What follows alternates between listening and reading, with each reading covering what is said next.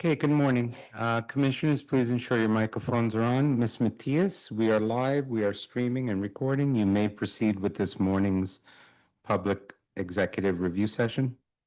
Good morning. This is the New York City Board of Standards and Appeals review session for June 2nd, 2026. Please be reminded that no public testimony. I'm sorry, Tony. What? What? What? Yeah, you didn't come in clear. Oh, I don't know. I'm sitting right here. No, Good Tony, morning, you're there. Board of Standards and Appeals. Can you hear me? Yes, I apologize. I can hear you. Sorry. Sorry. Good morning. It's the New York City Board of Standards and Appeals review session for June 2nd, 2026. Please be reminded that no public testimony is permitted during the review session. Please note for the record that Vice Chair Shabeta is joining us remotely. The first item up is the zoning calendar, continued hearing items. Item number 8, 2023-59BZ, 280 Bradley Avenue, Staten Island. Okay, board this morning received a letter from the applicant requesting a withdrawal of the application without prejudice. I'm going to accept that. Commissioners, are you okay with that? If so, I want to make a motion to withdraw without prejudice. Chair Shonda, Aye. Vice Chair Shabeta, Aye. Commissioner Otley Brown, Aye. Commissioner Sheta, Aye. Commissioner Yoon. Aye. Application has been withdrawn. Item number 9, 2025-08BZ, 18417 Horace Harding Expressway, Queens. Okay. Applicant did make some revisions to the project. With regards to the proposed plan, the applicant has replaced the commercial use on the ground floor with 8 accessory parking spaces that would be accessory to the proposed residential development. The total number of dwelling units or the FAR or the building heights and street wall heights have not changed from the initial submission. The only difference is the applicant is not seeking a front yard waiver since it is not required for residential building, multifamily residential building. So pursuant to, I think that is one of the waivers that is being eliminated. What still requires waiver, the actions, zoning actions that do require waiver of are FAR, dwelling unit count, lot coverage, and building height. Applicant, as directors, has also revised the as-of-right residential option, and it has been revised to maximize the permitted residential FAR of 1. The semi-detached homes also have been modified. Initial as-of-right had 2 two-bedroom units as per board's direction. One of the semi-detached units, which is on a larger portion of the site, would be occupied by a three-bedroom unit, and the other semi-detached would be a 2-bedroom unit. And the applicant has also provided a much better narrative regarding the redevelopment of this site to a more modern auto service use, which is what the board had approved back in 2025. So applicant has provided a detailed narrative as to why the site will no longer be feasible for such an operation. And has also provided an additional as-of-right scenario of mixed use and residential and commercial community facility on the ground floor. So upon review of all of that information, and I look towards the statement of findings, which has also been revised, and I am satisfied with the hardship, the uniqueness analysis that has been modified. The hardship factors have been modified. We had specifically asked the applicant to remove the location on a highway service road and adjacent to a large hotel being a detriment, be removed from the hardship. Oh, okay. From the hardship analysis. So that's been removed, and based on Um, Based on the revised uniqueness, the site condition, the irregularity of the site condition, and the practical difficulty of developing this site does make the site unique, and I'm satisfied with the A findings. That leads me to finding B, and a lot of it is related to the contamination associated with the existing use and the cleanup. And so the applicant states that there's a premium cost of 1.5 million, and lot of today's discussion, I expect, would be around that. What I'm going to, from what I gather from the hearing last time, and upon review of the further information that has been provided, especially the DEC consent order,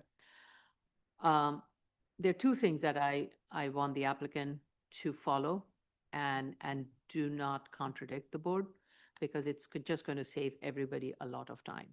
And that is, I recall Commissioner Sheta at the last meeting had said that the approach that was being taken by the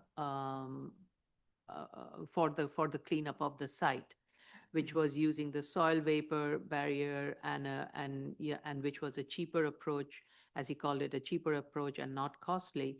And it was used till 2023 by You mean the air stripping or the air stripping, I'm sorry, the the air, sorry, the air, yeah. That was a cheaper, and it was working, and it was used till 2023 by DEC. And since DEC did ask for remediation plan, there is an authority out there that is overseeing the cleanup of the site. I do not see any reason for us to reinvent the wheel and ask for a new process when it is being directed and done through the DEC method. So follow the DEC method, prepare the necessary document that DEC is asking, and follow up with the necessary cleanup. And it seems the cleanup that is ongoing is working and is acceptable to DEP. And so using that factor, and also not counting the penalty associated with the consent order towards the cost of developing the site, do the financial analysis. I mean, I'm sure Commissioner Otley Brown will have additional comments on the financial analysis with regards to, I don't know if you have anything on the comps or anything, but all of those, for me, that is the paramount cost factor here. And go back to the drawing board, use the DEC, go through the DEC remediation plan and process, and use that cost to clean up the site, and then revise the financial analysis and identify how much of the E, and it goes to the E factor, is what is the minimal return that you need. I think on this site, and that takes me to the finding neighborhood character. As I said at the last hearing, I think given its location, a multifamily dwelling is reasonable. And the question is reasonableness. And that's why we need that environmental review to be revised. And I want to hear from both Commissioner Sheta and Commissioner Otley Brown on this, and revise that and revise the proposed development accordingly. I do believe a multifamily dwelling and at this location is, from a neighborhood context, is viable and it's appropriate, given its the location, the width of the Booth Memorial is a very wide avenue here, and it is at a corner, and it is facing a highway. So much of the bulk is towards the highway, and it is at the almost at the edge of the neighborhood. So I do think this site can take that bulk and density, but the question is minimal, and that is going to be determined by the environmental analysis. So those are my comments. And I really don't want to keep going back and forth. I want to minimize it. And I want at the third hearing these financial analysis to be revised based on the comments you're going to hear and reduce the scope of the project accordingly. I do not know what that scope would be. Would that be a erosion of one floor? And it becomes a 4-story with a 5-story setback, or it's a 4-story building? That is going to be the determining factor based on the financials and the environmental review. And please do not keep changing the parameters. We keep saying that do not change the parameters. Keep the parameters as is if it's when it's acceptable. Okay. Vice Chair Shibata. Thank you, Chair. I reviewed the submission. I felt like it was a substantial submission. I do believe that they have an A. I was satisfied by the Sylvette memo. I also understand the wanting to hear from the commissioners Shetta and Dara Otley Brown with regard to the financing, the financials, but I don't have any further questions for this application. I also do want to mention that they did change the Marshall and Swift to the C class, so I have nothing further I need to add. Okay. Thank you.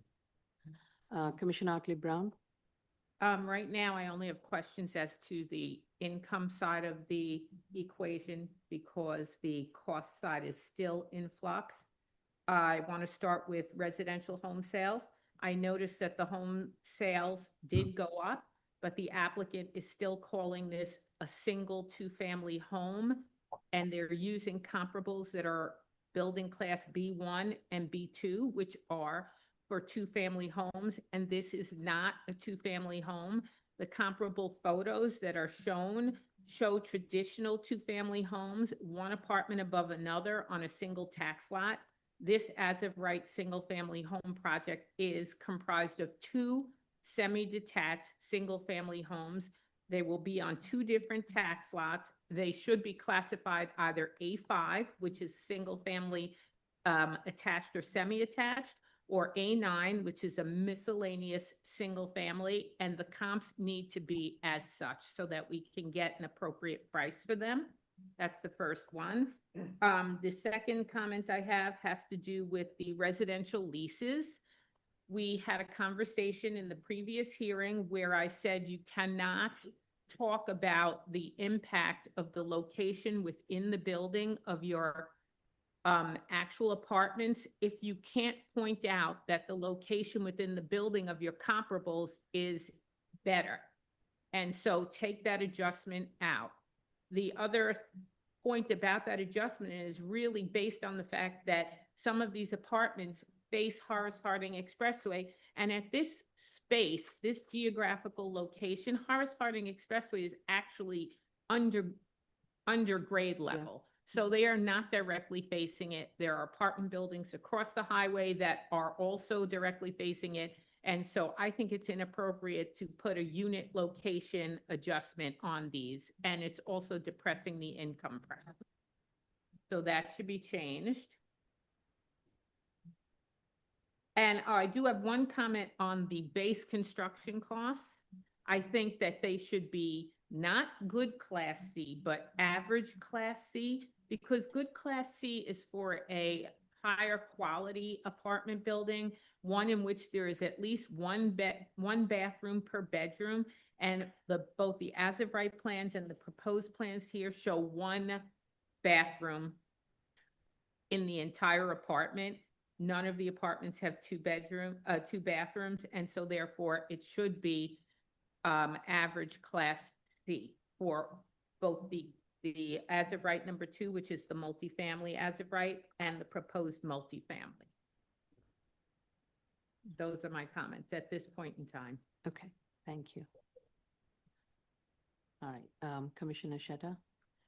Thank you, Chair. I believe what you mentioned in your testimony is fair enough. I do urge the applicant to revert back to the approved RAB by DEC.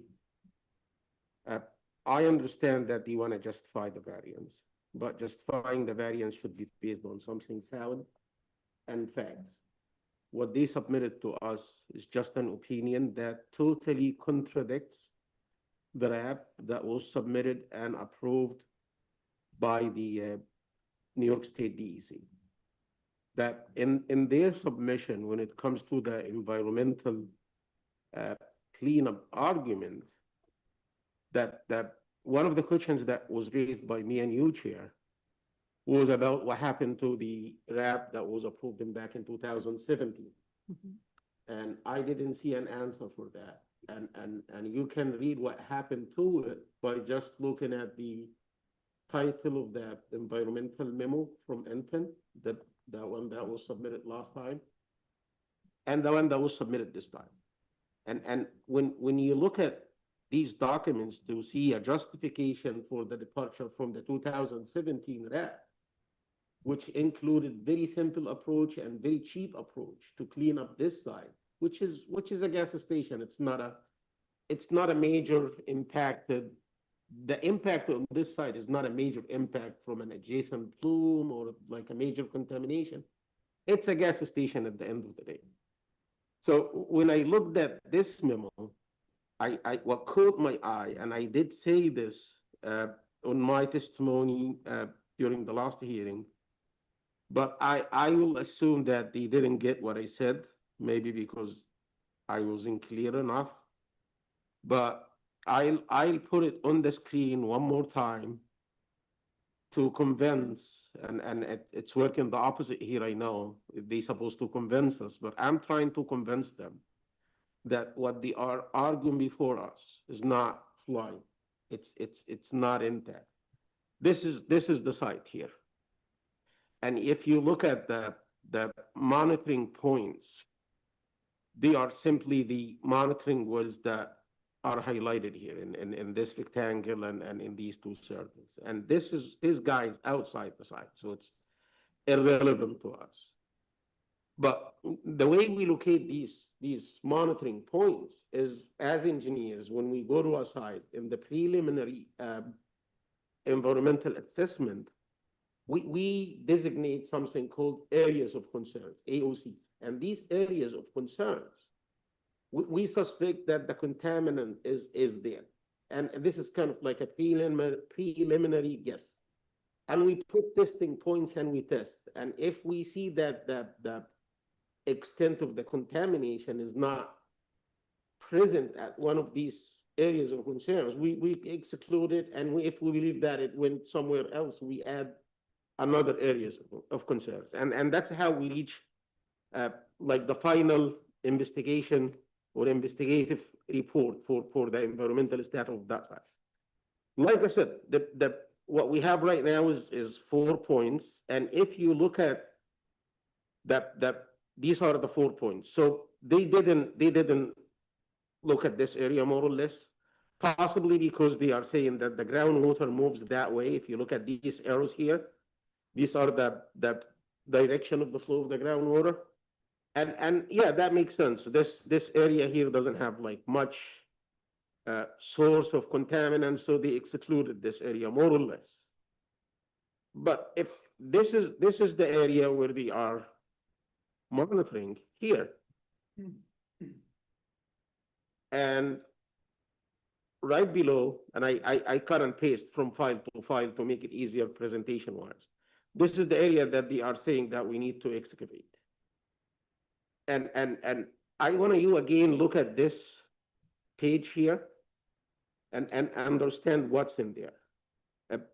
Every table of these tables, like I said, it represents one of these monitoring points. So if we look at, let's say this one here, this is monitoring well number 2. If there is something highlighted, that means that during the monitoring, they found something that exceeds the limits of the DEC, and they need to pursue some cleanup here. So if and they put the monitoring dates at the bottom, the oldest one, and then going up to the top. The latest they gave us is June 2023. And if you look at monitoring well 2 and 11, 2 and 11 are here. These two. Until 2023, you can see that we have highlights.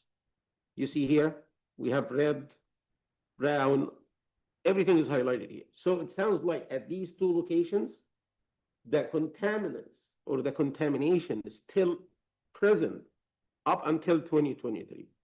But when you look at monitoring well 1 and 3, 1 and 3 are here, which is down gradient. We call this up gradient and down gradient. These are behind the groundwater flow. So groundwater goes that way, and these two wells are here. Apparently, the contaminants got washed out and the concentration elevated here while it was diluted here.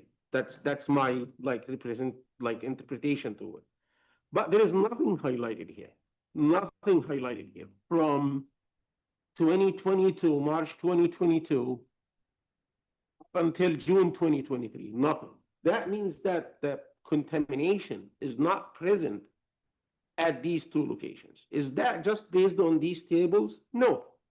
This is monitoring well number 3. If you go to the text, and this is, again, this is in one of the reports that was submitted to us, and you read here, it says a decrease in VOCs, which is one of the contaminants,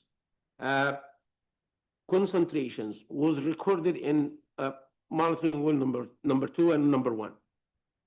Well 3, monitoring well 3, reported relative the same extremely low to non-detected readings. So meaning that in monitoring well number 3, they detected none to non-detectable amounts of contaminations. That means that monitoring well 3 and the locations around it are more or less, I can claim as an engineer that they are free of contaminants. If this is the case, and I go back to this figure again, 1 and 2 are good. 1 and 3 are good. 11 and 2, they are bad. When I delineate excavation, even if I want to excavate, even if I'm like a very conservative environmental engineer, and the only option that I want to pursue here is excavation, dig down and remove. I wouldn't dig 6,000 square footage highlighted in red. I want to dig just this rectangle here. And that's it, which is more or less 10% of the excavation that they are claiming that they need to do. Based on what? I don't know.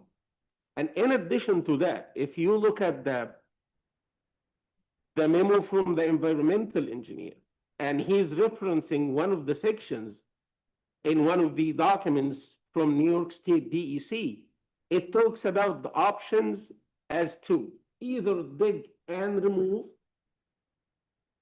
or treatment in place.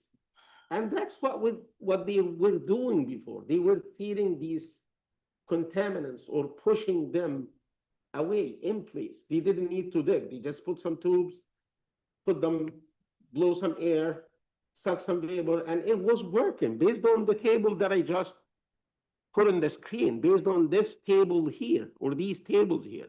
It's working, so just stick with it. So that's one thing. But the other thing is that extent, like I said. Before you go to the other part, would treat in place be permitted for residential use? Yes. Okay. Yes, I did build residential and mixed use in Coney Island, and the groundwater over there is shallow, and they didn't, and the contaminants was like much worse than that. These are like cats and rats over there. It was like cobran, Okay. like scary things, and they didn't want to dead, so they treated in place. They contained some in place and they treated some in place. Okay. Which is much cheaper of course, for the owner. Okay. The other thing, if I look at the cost estimate they submitted, I did notice that some of the cost items went down, which is good. But when you submit to me something back in February and you submit the same exact thing today in June or May, and I compare them together and I see 35% drop in the cost for some items, like the excavation, 35% gives me an impression, like, based on what these guys are pursuing that cost analysis. So 40% drop or 35% drop is significant. It's not a joke. So I'm asking them, you reduce the cost by 35%. Based on what? Is it a guess? Is there a basis for that? Did you reduce the excavation based on what? So this is one of the things that makes me skeptical about what they are doing. If you look at the consent order, this is one of the other points, and you look at Schedule A, this is the site, and DEC here apparently is asking them to submit a final investigation report. Actually, they did submit that, and DEC approved it in September 2005, which I believe I did look at it. But they gave them 45 days to submit a remedial action plan, which I believe happened. We looked at, like, at least the cover letter. I didn't see, by the way, I didn't see the final remediation plan. I don't know why they didn't submit it. I saw the cover letter that's going to the DEC describing the remediation plan. But the plan itself, I haven't seen it. They didn't submit it. Again, please, So I just want to be clear. So DEP did approve the final investigation. DEC. Sorry, DEC did approve the final investigation report, and you believe DEC also received a remedial action plan? A cover letter in the submission, the folder called FOIA, I believe. There was a cover letter from DEC back to them saying that the remedial action plan is approved. Okay, And subsequent to that, they submitted multiple letters to DEC modifying that plan on the go, which is very typical for remediation work. You do the remediation, and Right. if you're not Yeah. successful, you modify something and Right, so right. on. So if you have an approach in place, please, again, stick with it. I go back to the findings. I believe if you ask me, this site is unique. At least it has one component of uniqueness, which is the shape. It's an irregular shaped lot and the contamination, of course, is going to be a component here. These people are doing remediation since 2009, I believe. So it's like 17 years Mhm. of continuous work. Okay. Value that and submit it to us in addition to whatever is remaining, and give us a reasonable number and do it in one shot. You don't need to submit 5 times. We don't need to make this continue for 5 more hearings. So basically you want them to value what has been already done and whatever course of action is remaining to remediate the site pursuant to DEP approved remedial action plan? Yeah, So I keep saying DEC. I have it in my note written DEC. And that would be the final cost factor based on which the financial analysis and the hardship. yes, and I would advise I'm- them that this case has 2 prongs of uniqueness.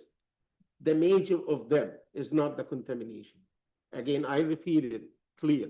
The major of the 2 prongs, or the main one, is not the contamination. Make the contamination is like the supplemental one, but base your argument on the shape and the use of the site, whatever you want to put, be my guest.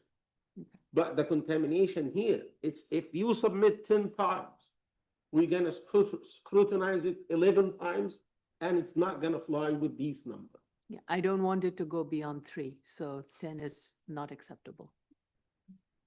I'm just exaggerating that. Yeah. I hope it's this hearing. I Yeah. would love them to like have submitted Right. the reasonable numbers on this hearing, and we could have concluded.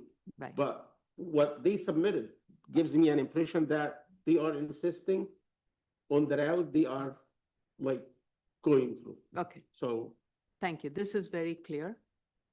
Thank you. Commissioner, do you have anything to add, Commissioner Shetta? no, I'm done. Thank you. Okay, Commissioner Yoon? Thank you. I agree with much of what's been said here, particularly with Commissioner Shetta's comments, although I was going to approach it from a different angle. But having heard Commissioner Shetta's analysis, I think this is going to be a good approach. I want to be clear that the signed consent order from 2005, the owner of the property is Joseph Machia, and that is the same person who signed the affidavit of ownership for this project. So while the corporation or the business entity that the name has changed, the transfer, there was a transfer of the site in 2001, but it is still owned, I believe, by the same person. So I don't want to discuss. It seems to me that the consent order and its existence prevents the owner from being eligible for the brownfield cleanup program, but you are that person. And so I think that what we need is, again, I'm going to just go with Commissioner Shetta's approach here, just value what's been done and what's left according to that approved remedial action plan. And let's leave it at that. The lot shape and configuration has a hardship, and I agree again with Commissioner Shetta here that the contamination should be secondary. But I also agree with the chair that multifamily is viable and appropriate here in this context, and I hope we can come to a nice compromise here where we meet the E finding. I had a question about the financials. The construction periods across the two AORs, as of rights and the proposed, are oddly similar when you're building two semi-detached homes, two-story multifamily building and a six-story multifamily building. The construction periods are 20 months, 21 months, and 25 months. That doesn't seem realistic or appropriate at all. I think that the two AORs, the two as of right options should be shorter. It doesn't take only 4 months to build 25 more units. So I think that you should take another look at the construction periods and then adjust accordingly. And then this is just a side note that I don't need confirmation of, but I just noticed that your proposed layout, just make sure that it meets your max dead end corridor for travel to the nearest exit access way. That's all I have. Thank you. I think, Commissioner, I want to thank you all. This has been very, I really do not like us to expend too much time repeating the same information over and over again. And I definitely do not want to take the applicants or their clients' time to keep convincing us in the way they want us to be convinced. I think the board has been very clear and fair in what it said today. And that is, we do see a uniqueness on the site, and that a multifamily dwelling in this site would be appropriate, contingent upon the revision of the financial analysis as directed by Commissioner Otley Brown, and the second part of the component, which is the contamination, which is not the primary factor, a secondary factor. But given that there is already a plan in place, stick to that, use that, and revise the financial analysis based on that. Do not reinvent the wheel and put a new financial a new environmental remediation parameter. Keep it simple and come up and revise the proposal accordingly. I do not want to hear any discussions of, but Commissioner Shetta did not look at this, Commissioner Shetta did not look at that, or the board did not look at this, and this is how really we're approaching, you need to look at it. So I really do not want to, I do not want the board to get into a different path of discussion. This is a board that has been fair in its deliberation, and I want the board, the applicant, to listen to this carefully and come to a reasonable outcome, discuss it with your client, and come to a reasonable outcome, and come to the board today with that, with the discussion as to the next step. Okay? I recall in one of the cases, and probably this was the only case that we granted at least since I joined the board, based on environmental things. I believe what happened is the owner remediated the site first, and then he came to us, and we looked at the payments he made to the subcontractor. if they can give us something like that, they're gonna bypass the headache of, oh, we installed this, we operated this for a week, we operated this for a year. If you have payments, invoices, transactions to subcontractors, add these up and submit them as the cost since you installed that air stripping system or vapor sparging tank, and give us these invoices, proof of payment, and we factor them in the financials. Of course, if Commissioner Brown allowed that. I believe it was done before in one of the sites. I believe it was like a waterfront in Queens. If you have that, like I said, it's gonna save you time and save us time to review the submission. Is that, I really don't have any comments about the call. okay, all right, Move on. okay. Item number 10, 2025, 37, 38, and 39 BZ, 2064 53rd Street, 5302 21st Avenue, and 2074 84 53rd Street, and 5312 21st Avenue, Brooklyn. All right.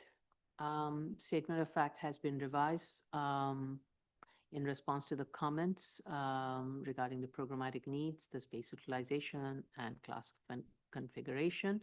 I think these were mostly my concerns, and I believe the response has, it has responded to my comments, so I'm satisfied with the programmatic needs discussion. With regards to transportation, applicant has provided a detailed chart with breakdown by modes of transportation for every 5-minute interval for both morning arrival and afternoon dismissal from Mondays through Thursdays and also Fridays. Now, this analysis was not based on a survey, which I believe is still underway. It was based on, it relied on the operator's assessment. So the analysis shows that every 5 minutes, number of school buses and vans that will be arriving at the curbside utilization. And so based on number of vehicles that will be coming every 5 minutes and the length of the curbside that can be utilized for drop-off and pickup, based on that analysis, it seems that there would be available curbside areas for additional buses and vans to pull up. So as one is departing, the other van or the bus is coming, there is room for that extra. And even during the most busy period, which is generally, I think it's departure time on weekdays and Fridays, where pretty much all the students empty out. So there would be that period where there would be just enough for the continuous inflow and outflow of vehicles for pickup and drop off. However, my question is, how will school ensure that the vehicles will queue according to the chart provided and will not double park or block any other street frontages? So the applicant needs to provide a very thorough operational plan and as to how that is going to be monitored and will ensure that there won't be any double parking or utilizing curbside beyond the school boundaries. There was a concern, and this was a concern not only raised by the board, but also from the community regarding the construction period, because it would be a phased construction. And so the question was, during that construction, A, what is the construction timeline? And B, during that construction timeline, how would the frontage be utilized? Because it would be both used for construction purposes and also for drop-off and pickup. So applicant, again, relying on the operator's assessment, provided a table of curb cut utilization during different phases of construction. And again, based on 5-minute interval. Mike, I have 3 questions on this, and one is, where would the buses be waiting prior to the call time? Because now you have good part of the site that is going to be used for construction. And how will the bus operation be coordinated during the construction period? Again, I need a separate operational plan for that if a separate one is needed, that is. Sorry, those were my two comments. At the last hearing, the applicant was asked to provide an axonometric, which was provided, and I looked at the axonometric drawings A03. And looking at it and looking at the rooftop fencing, especially on the corner building, I'm not sure it would meet the fire department access and clearance requirements. So a note needs to be added to the plan that board is not approving the rooftop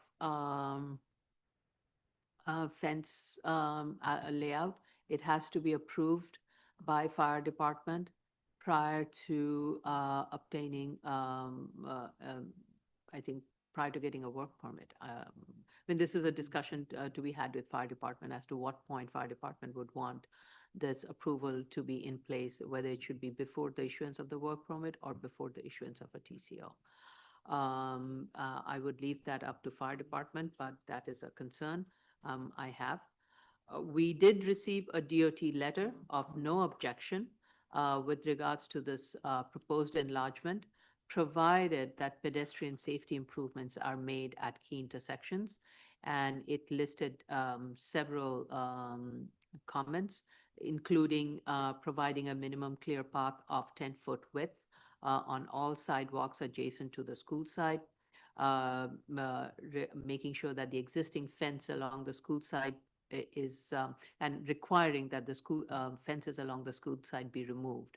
I understand during construction that may not be possible, but when it's not in construction and the current condition, that needs to be removed.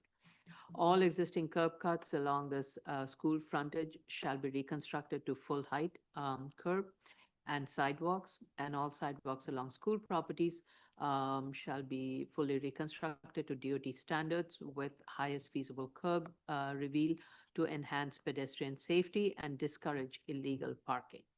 And upgrade to the latest ADA standards, all the ped ramps that are located at 53rd Street and 21st Avenue as identified in the DOT letter.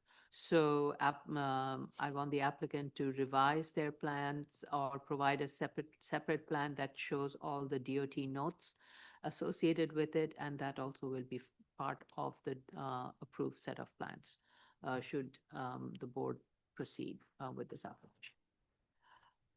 Vice Chair Shibata? Thank you, Chair. I did find that the submission was substantial. I found some insight into the programmatic needs and their explanation of it being a Montessori type of approach. I found that to be very helpful. The amended room utilization chart was also useful. The board had a question with regard to the daycare and the square footage per student. I understand that they didn't have the opportunity to have a daycare chart for locations that were nearby. So they made a comparison with regards to gross square footage for daycare centers that were recently approved by the board. And that they were below the rough average of 77.50 square feet per child. So and I was also satisfied with the amended pickup and drop off. I have no further questions. Okay. Commissioner Otley Brown? I had previously had questions about the time to load and unload buses for the preschool and the elementary school, and my questions were answered. I have no additional questions. Okay, thank you. Commissioner Sheta? Thank you, Chair. They responded to my comments by adding sections to the plans. I'm satisfied with the submission and I have no further comments to add. Thank you. Thank you. Commissioner Yoon? Thank you. I also thought it was a very responsive submission. I had two small questions. One is that during construction, it seems like the busing of the 7th and 8th graders won't start until after the project is done. So there will still be a number of vans to handle the 7th and 8th graders during construction from what I can tell. And so There was a reference to how the circulation will be changed after construction so that people are no longer turning from Day Hill. Is that something that could be enacted sooner during construction so that people aren't coming through the residential neighborhood and are actually forced to take the new path? And then I wanted to know where the 14 tilt trucks are going to be stored. Okay.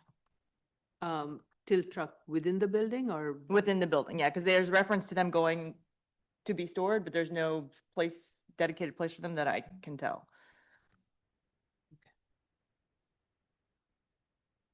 Okay, all right, Move on. thank you. New cases on the zoning calendar, 2026-07BZ, 1508 Eastern Parkway, Brooklyn. Okay, we received proof of initial filing and hearing notices. So Community Board sent a very detailed and thorough assessment of their decision. Way I read it, it seems the community vote was against the application. However, in an email to the project manager, it was clarified that if the project is approved, the community board requests that the applicant is approved, then the community board requests that the applicant comply with community board's recommendations. They did see, they did think that use of this site to allow residential development to be appropriate. So I just want to read the community board's recommendations that was laid out on May 1st. And these were the recommendations that were identified by the community board. One is, and there were several details. I'm going to present the broad pictures, outlines. One was called the Environmental Remediation and Public Health Commitment, including a stronger remediation standard of track 2 or more, because the applicant is proposing a track 4 cleanup, and having an independent environmental oversight consultant kind of person, and construction time protection, providing a long-term safety and transparency process. The next tranche was housing commitment to affordability, providing deeper affordability. Affordability terms be locked in for the life of the building and enforcement. The other tranche was community governance and life cycle involvement, including binding community benefit agreements or a memorandum of understanding that ties to the BSA approval, and having an ongoing community liaison till 2 to 3 years of occupancy, that is past occupancy, and providing local economic benefits, hire local people, use MWBE contractors. And the last one was ground floor and neighborhood use that would prioritize community serving uses like retail, health, childcare, and prohibit alcoholic and late night nuisance, and seek community board input prior to leasing commercial spaces. So I just want to, without getting too much into the detail, and I think a lot of our discussions will reveal how the board handles such cases. The applicant, first of all, the applicant is proposing a market rate housing development as opposed to a government-funded affordable housing project. So when the board considers variance applications for for-profit development, the board has to determine if the site conditions are unique and the hardship inherent to the site creates practical difficulties in complying with the use and the bulk regulations and getting a reasonable return. So the environmental remediation needs to meet the required regulatory cleanup standard. There is an E designation in place, as I understand, and it must comply with the requirements of the E designation and the agency that will be overseeing that cleanup. The proposed project is not seeking any government funding for affordable housing, and the financial assumptions are based on market conditions. So the board cannot impose affordability structures, or it would be based on a market condition.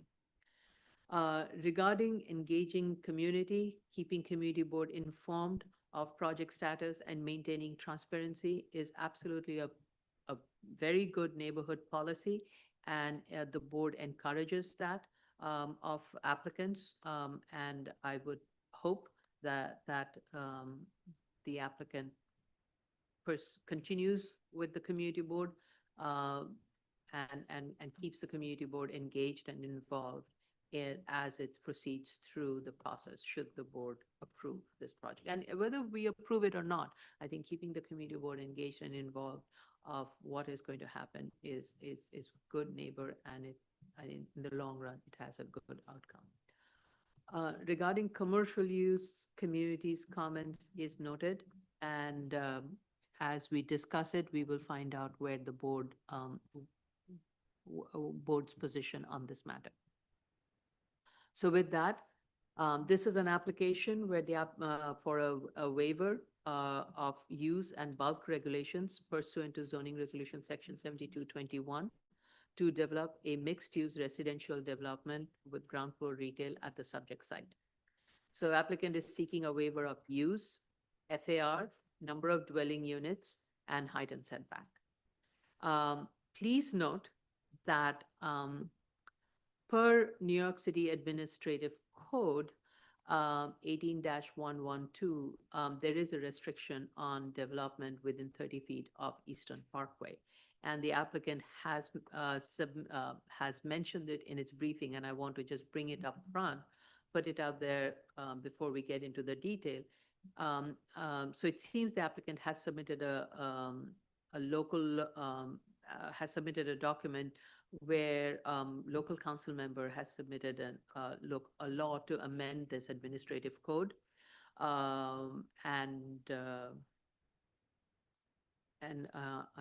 I don't know what the status is. So if the applicant can give us an update, that would be very helpful. However, what I will say is that should the board consider approving this project, it would be contingent upon the adoption of this legislation. Otherwise, the project as approved would fail. But we are not weighing in on that. It would be contingent upon the adoption of that legislation. So,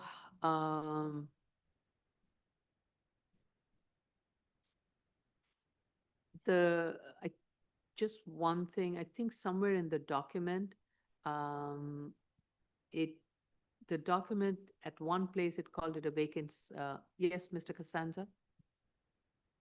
Yes, Madam Chair, just going back to that prohibition on the Eastern Parkway. I just wanted to, and General Counsel could brief it better, but it's not something that the board would have the authority to waive, nor the Department of Buildings object to. You're right. Yeah, Buildings Department cannot raise this as an objection, as I understand it, and based on that, we therefore don't have the authority to waive it. Correct. That's correct. Okay. I'm happy to go into a litany for the record if you'd like. Go ahead. Okay, sure. So pursuant to the charter 666 sub 6, the board has the jurisdiction to hear and appeal determinations of the Department of Buildings. Those would classically be seen as codes within the purview of the Department of Buildings, and this admin code provision is not one of those. It is a Department of Parks and Rec admin code provision. So because it is not subject to the jurisdiction of the Department of Buildings to raise an objection, it is not subject to a waiver at the Board of Standards and Appeals. Yeah. I'm sorry, Chair. I just wonder if that is the case, should we continue moving forward or wait till some ground is made I with think the we council can do member? a parallel track. We can do a parallel track. It would be contingent upon that administrative change happening. If it does not, then our action is null and void. And what I am kind of hearing a little bit of murmurs is that there is a support for this. So it's a matter of time. So we can do the parallel process. Yes, Ms. Prenga? I was told by an applicant for a different project along Eastern Parkway that is also impacted by the bill, that the council member Sandy Nurse is pushing for the bill to, you know, be scheduled for hearing. But apparently the budget is the focus right now, so maybe after the budget. So they are pushing to move it forward, as far as I know. Thank you. Yeah. So I think this is more like a parallel processing that is happening, and I'm okay with that. If all the stars align, then the project can happen. But it would be our board's condition that it would be subject to that amendment. Otherwise, the project, and that's why it has to be a note that's on our plans. It has to be on our resolution everywhere.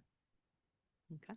Yes, and Madam Chair, I think for Commissioner, for Vice Chair Shibata, this is just a disclaimer so that the record is clear, so the applicant is aware, that's all.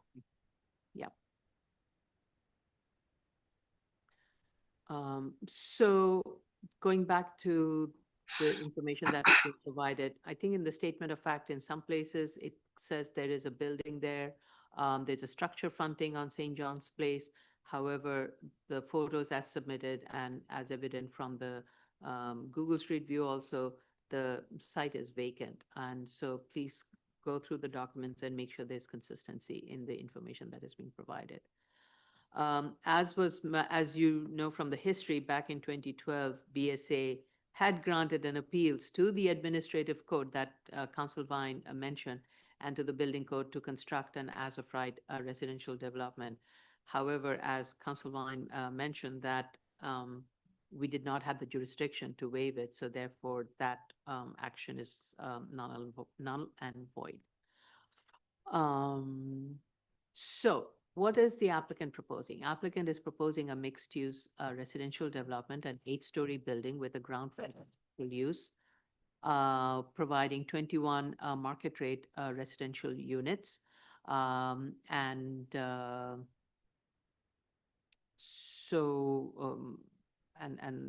as opposed to what an as of right, assuming the 30-foot setback is not required. Based on that assumption, the applicant has done an as of right, what could be built, and it would be a 6-story residential building with 9 dwelling units, with ground floor being used for common areas for the residents. So my comment on the as of right would be the applicant should maximize the permitted FAR to 3.0, which has not been done. I actually do question for a building of 9 unit, the amount of ground floor that has been used towards common areas and amenity spaces. I'm not sure to what extent that is adding to the value. Given that in this neighborhood, pretty much every building on this in this neighborhood, as one goes up and down that entire corridor, except for few pockets, which is in minority, have residential uses all the way on the ground floor, even some of the newer developments. So I just don't see the reason for underusing the ground floor use for non-residential purposes. So please revise it. And this is going to come up in my further discussions as we go through the findings of 7221. So with regards to the uniqueness, applicant refers to the radius map in discussing the uniqueness. I have to say the uniqueness analysis and the supportive narrative is unclear. The factors that need to be assessed are similar lot size, configurations, their size and current use. And the narrative it's picking at different things, but it's not connecting them together. And also the applicant needs to provide the standard uniqueness study map, and that will support the narrative.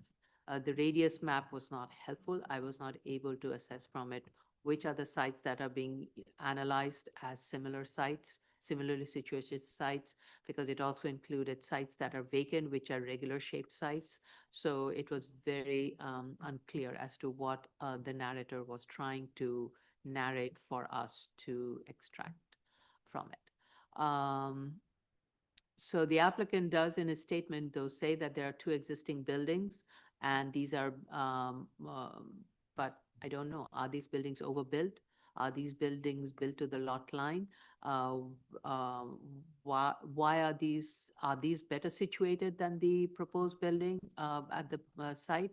And why aren't they? And what makes therefore this site different? Because this is a vacant site other than the other two sites that's been identified. So the narrative is weak, it's inadequate, needs to be revised.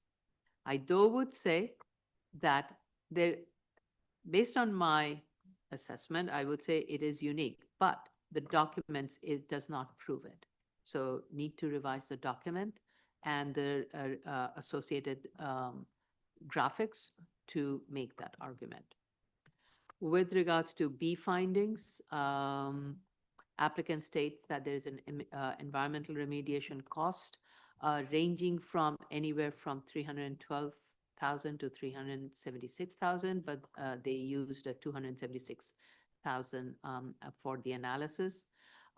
They are basing it on a Class B and provided retail comps, used Marshall and Swift, which is great. So I have a couple of questions. One is regarding the land sales. All the lots that have been used for comps are rectangular lots and some are interior lots.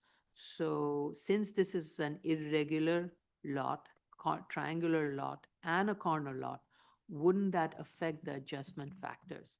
And a corner lot requires more setbacks and above the base compared to the interior lots, and a triangular lot configuration has relatively less building efficiency. So those factors, I don't know if I don't believe they were factored in in the adjustment. So that's one question I have.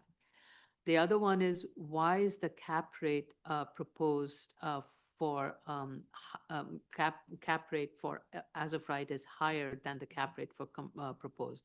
I'm assuming it is because of the commercial use.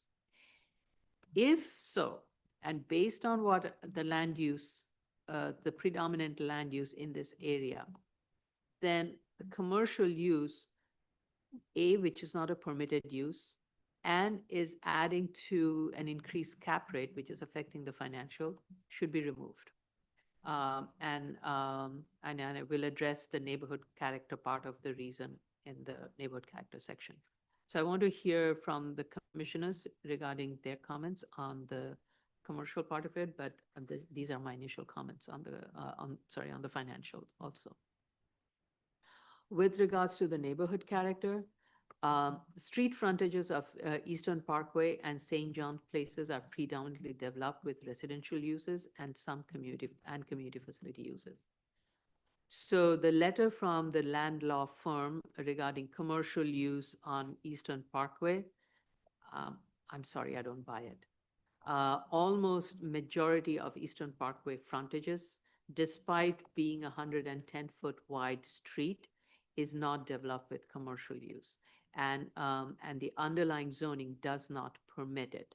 So even corner lots have residential uses on ground floor, and some of the more recent commercial corner lot developments also have been residential development. So the question is there a market for commercial use at this location? And if it is, then it's not quite reflected in the cap rate. And I think it is very far away from the commercial corridor, which is Pitkin, and there isn't any abutting commercial uses. And I firmly think this is being done just to kind of provide residential use from second floor as opposed to from the ground floor, which I don't think in this area is an issue, because pretty much every residential building in this area has residential use on the ground floor. And that is very much doable, possible, and it is marketable. So I am not at all convinced of the need for a commercial use on the ground floor in this. So maximize the ground floor for residential use That takes me to the next part of the neighborhood character question, which is the proposed building height and setback. Instead of a commercial use, as I said, use the ground floor to provide residential use. Increase the base floor plate of the building, similar to the ground floor that has been showed for the commercial. Increase the lot coverage and allow for more floor area to be located below the street wall height. This would reduce the total building height also. Regarding, and I'm not talking about the FAR because that would be dependent on the financial analysis. And should the financial analysis indicate that you do not need so much of density, then the height can also come down as a result of that. With regards to the height study map, show a proper height study map. The height study that the map that has been, the analysis that has been submitted, it only shows the height of the building that are above the maximum permitted height. It does not show the height of the buildings of all the buildings. So we want to see what is the predominant building height and which ones, and in addition to that, which ones are above that. So this is showing glass, not even half full, 1/10 full, and the rest is up to our imagination. And we know what that is based on the Google Street View. So please prepare a height map as the board has recommended. Many studies have been done. Refer to that if you need samples. Project managers can provide you with samples of such height study map. And the study area of the height study should be consistent with the uniqueness, unless you want to cast a bigger area to provide your argument, do so, but you include that in your narrative as to why that is being done. The neighborhood character narrative refers to Herkimer Williams rezoning, which is not at all relevant. The context is very different. It is very far away from the subject site. It was a commercial manufacturing site, and these are large sites with large development parcels. So the context is very different, and it was close to a mass transit. So the intent was to use the opportunity of a commercial, mixed commercial residential development in that area. So please remove that from the narrative, and that is not analogous. With regards to self-created, the finding has been met, and the minimal, of course, based on my comments, as you can gather. While I believe the uniqueness is there, the applicant has not established the justification for the proposed density and the use modification. Also, the applicant cited some BSA cases. The applicant, whenever citing BSA cases, provide the associated BSA resolutions with. And those are my comments. Vice Chair Shibata. Thank you, Chair. I have similar comments. I do believe that the site is unique. I think that it is shallow and triangular shape, and compared to the nearby lots, I found it to be unique. I do agree with you. I didn't really find, while I do believe there's uniqueness, the nexus between the uniqueness and their ask, I didn't find. I think that needs to be parsed out a lot better. Also, with my familiarity in the area, I do agree with the lack of commercial on first floor, and I do believe that that would be an issue with the C finding. So basically, I think there needs to be a lot more flushing out with regard to what would make this whole, and I think they are asking for at this moment. I think they're asking for, their ask is not going to be aligned with the E finding either. I have nothing further to add. Thank you. Commissioner Otley Brown. So my comments, they are about the B finding as well as the E finding. I look at the financials, and the site value was valued as if it were vacant land, which it appears to be. All of the comparables are R6, but it's unclear why some of them were multiplied by a 2.43 FAR and the others by a 3.0 FAR to get the max available building area. I'm assuming it's because some of them had predominantly built up developments on it, but I'm not sure, or quality housing Yeah, maybe, quality but I'm not housing. sure. They should flesh that out. Comparable 3 appears to have a viable building on it, and the lot sold in December 2023. So I want to know when it sold. Was it vacant? Was the lot already partially built? Because if so, then that sale represents more than just the land area and it should be removed. Also, the comparables are all regular lots, and yet there are no lot shape or utility adjustment downwards to account for the subject. And there are also no downward adjustments in any way for potential contamination. Because I took a look at what the property actually sold for, and I see that there is a great difference between their site value and what it actually sold for a year ago. That's partially why I'm asking these questions, because it could be an indication that this site is being overvalued. So I just need all of that addressed. As for the residential leases, I would say that every single one of your apartment sizes in both the as-of-right and the proposed are undervalued here. The only thing that has a value that is about right is the proposed studios at $2,500 a month.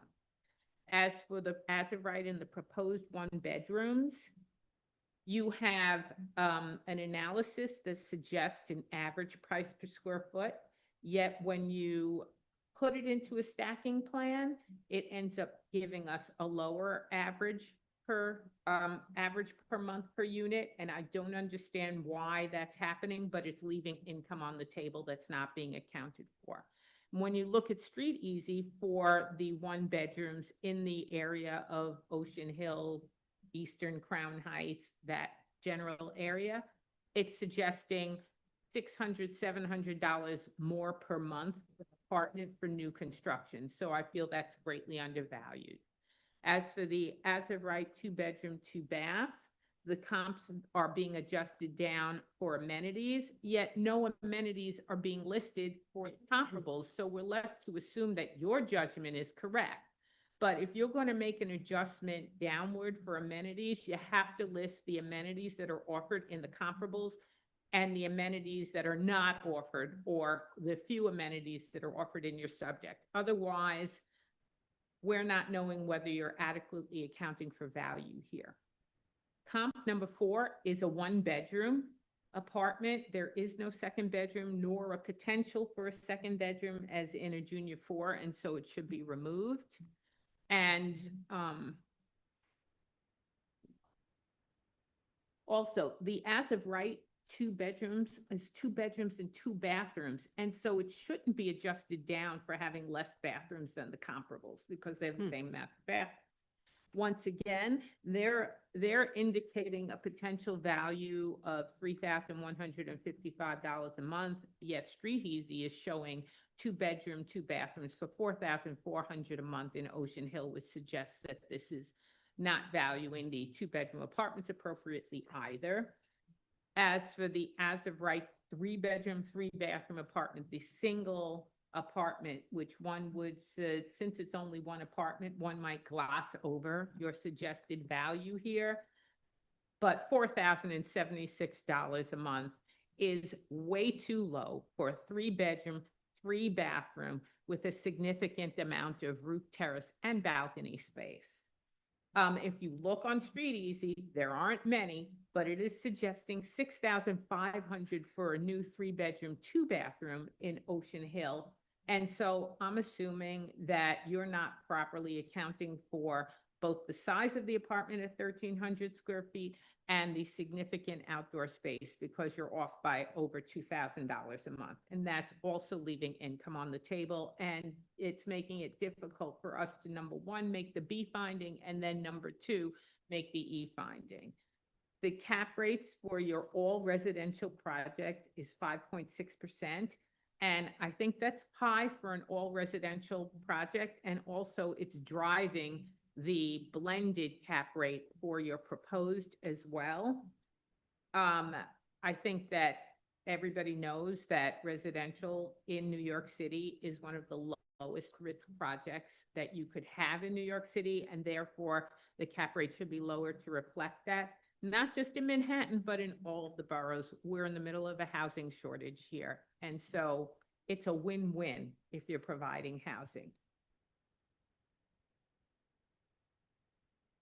And then as to your proposed premium of $376,000 for the cleanup, my question is, why is it the same when the footprint of the as-of-right and the proposed are different? Is it because the contamination is solely around the tanks and that doesn't change regardless of whether or not the footprint of the building changes? I really don't know. Another question is this site a part of the brownfield cleanup program, or will it be part of the brownfield cleanup program? And if so, a present value of future benefits analysis should be submitted as part of the financials. And those are my questions. So, is it eligible for brownfield cleanup? Okay. Thank you. Commissioner Sheta? Thank you, Chair. I don't have much on this case. Please be informed that my computer currently is crashing, so I'm looking at a frozen screen. But the first comment I have is regarding the shape and how it impacts the site. I did look at the as of right, and I can see that the floor area for the as of right is almost there. It's almost 3. It's actually 7% less than the permitted one. So from a shape perspective, if you're building the permitted floor area, I don't know what is the impact of the shape when it comes to the developable area. This is one thing, so I would like them to clarify that. The second is the impact of the shape and the irregularity on the regular floor plate and the structural efficiency of the layout. Yes, the irregular floor plate, I understand that, and I'm not sure if I'm not an architect again, so I'm not sure whether the floor plate they reached at is more desirable than a regular one or the opposite. So I will leave that to Commissioner Yoon. But on the structural side, if they can give me some examples of how the shape impacts the structural efficiency of the building, that would be helpful in looking at the impact of the shape on the structural aspects of that development itself. The third one, I see that they have an E designation. The draft they submitted to us is still draft. It says draft. This is the latest I looked at. And the cost, to be honest, I believe the cost is kind of like reasonable, but I would like them to educate us more on the hearing if they can, if the environmental engineers here, educate us on the extent and the nature of the contaminants and the approach that they are adapting or they want to adapt to clean up the site and why they elected that approach. That would be, again, very helpful. That's what I have for now for this project. Thank you. Okay. All I would say with regards to triangular sites, especially when they're not that big, bigger sites, it gives you more opportunity to play with it. Yeah. Like the Flatiron site, even Yeah. that is, it's not a good example. But what happens is that there's a minimum room size as you start getting into the apex of the triangle, it just compromises the unit layout, and the circulation space becomes a little bit more, there's more space taken to the, I think, to the circulation.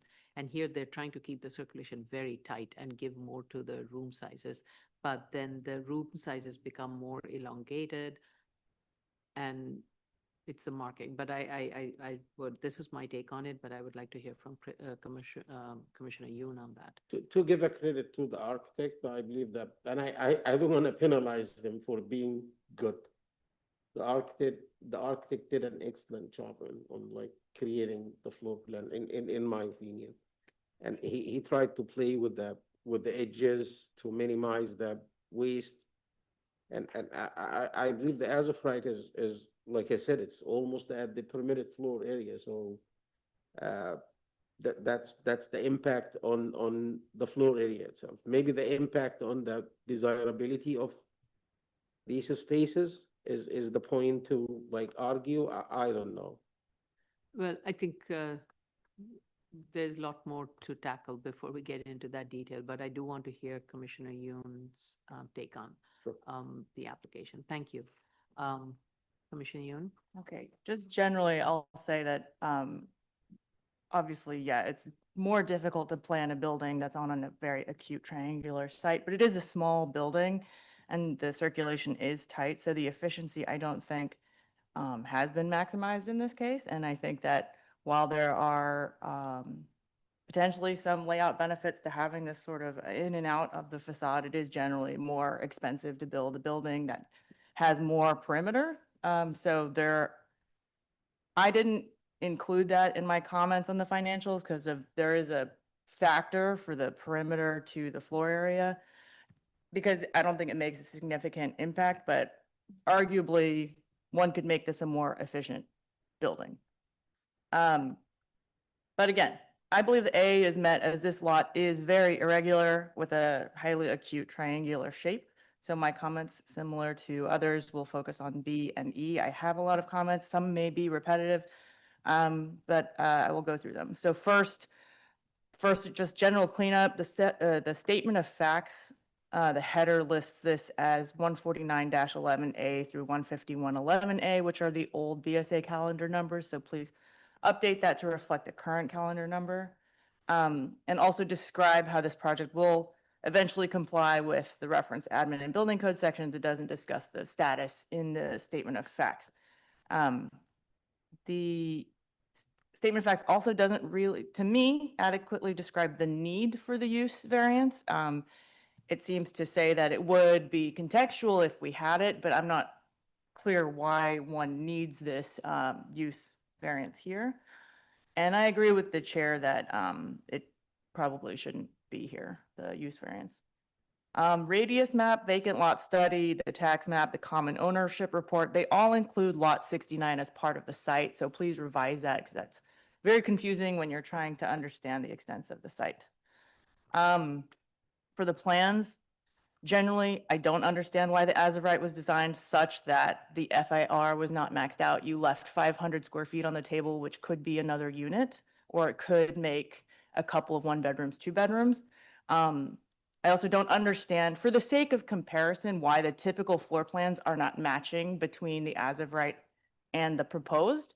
What I would have thought would happen is that you'd match the typicals, and then the top floor would reflect whatever balance of FAR you have. And that way we can see apples to apples. Also, the as-of-right only has 1 egress stair, and any resi building over 4 stories has to have 2 egress stairs.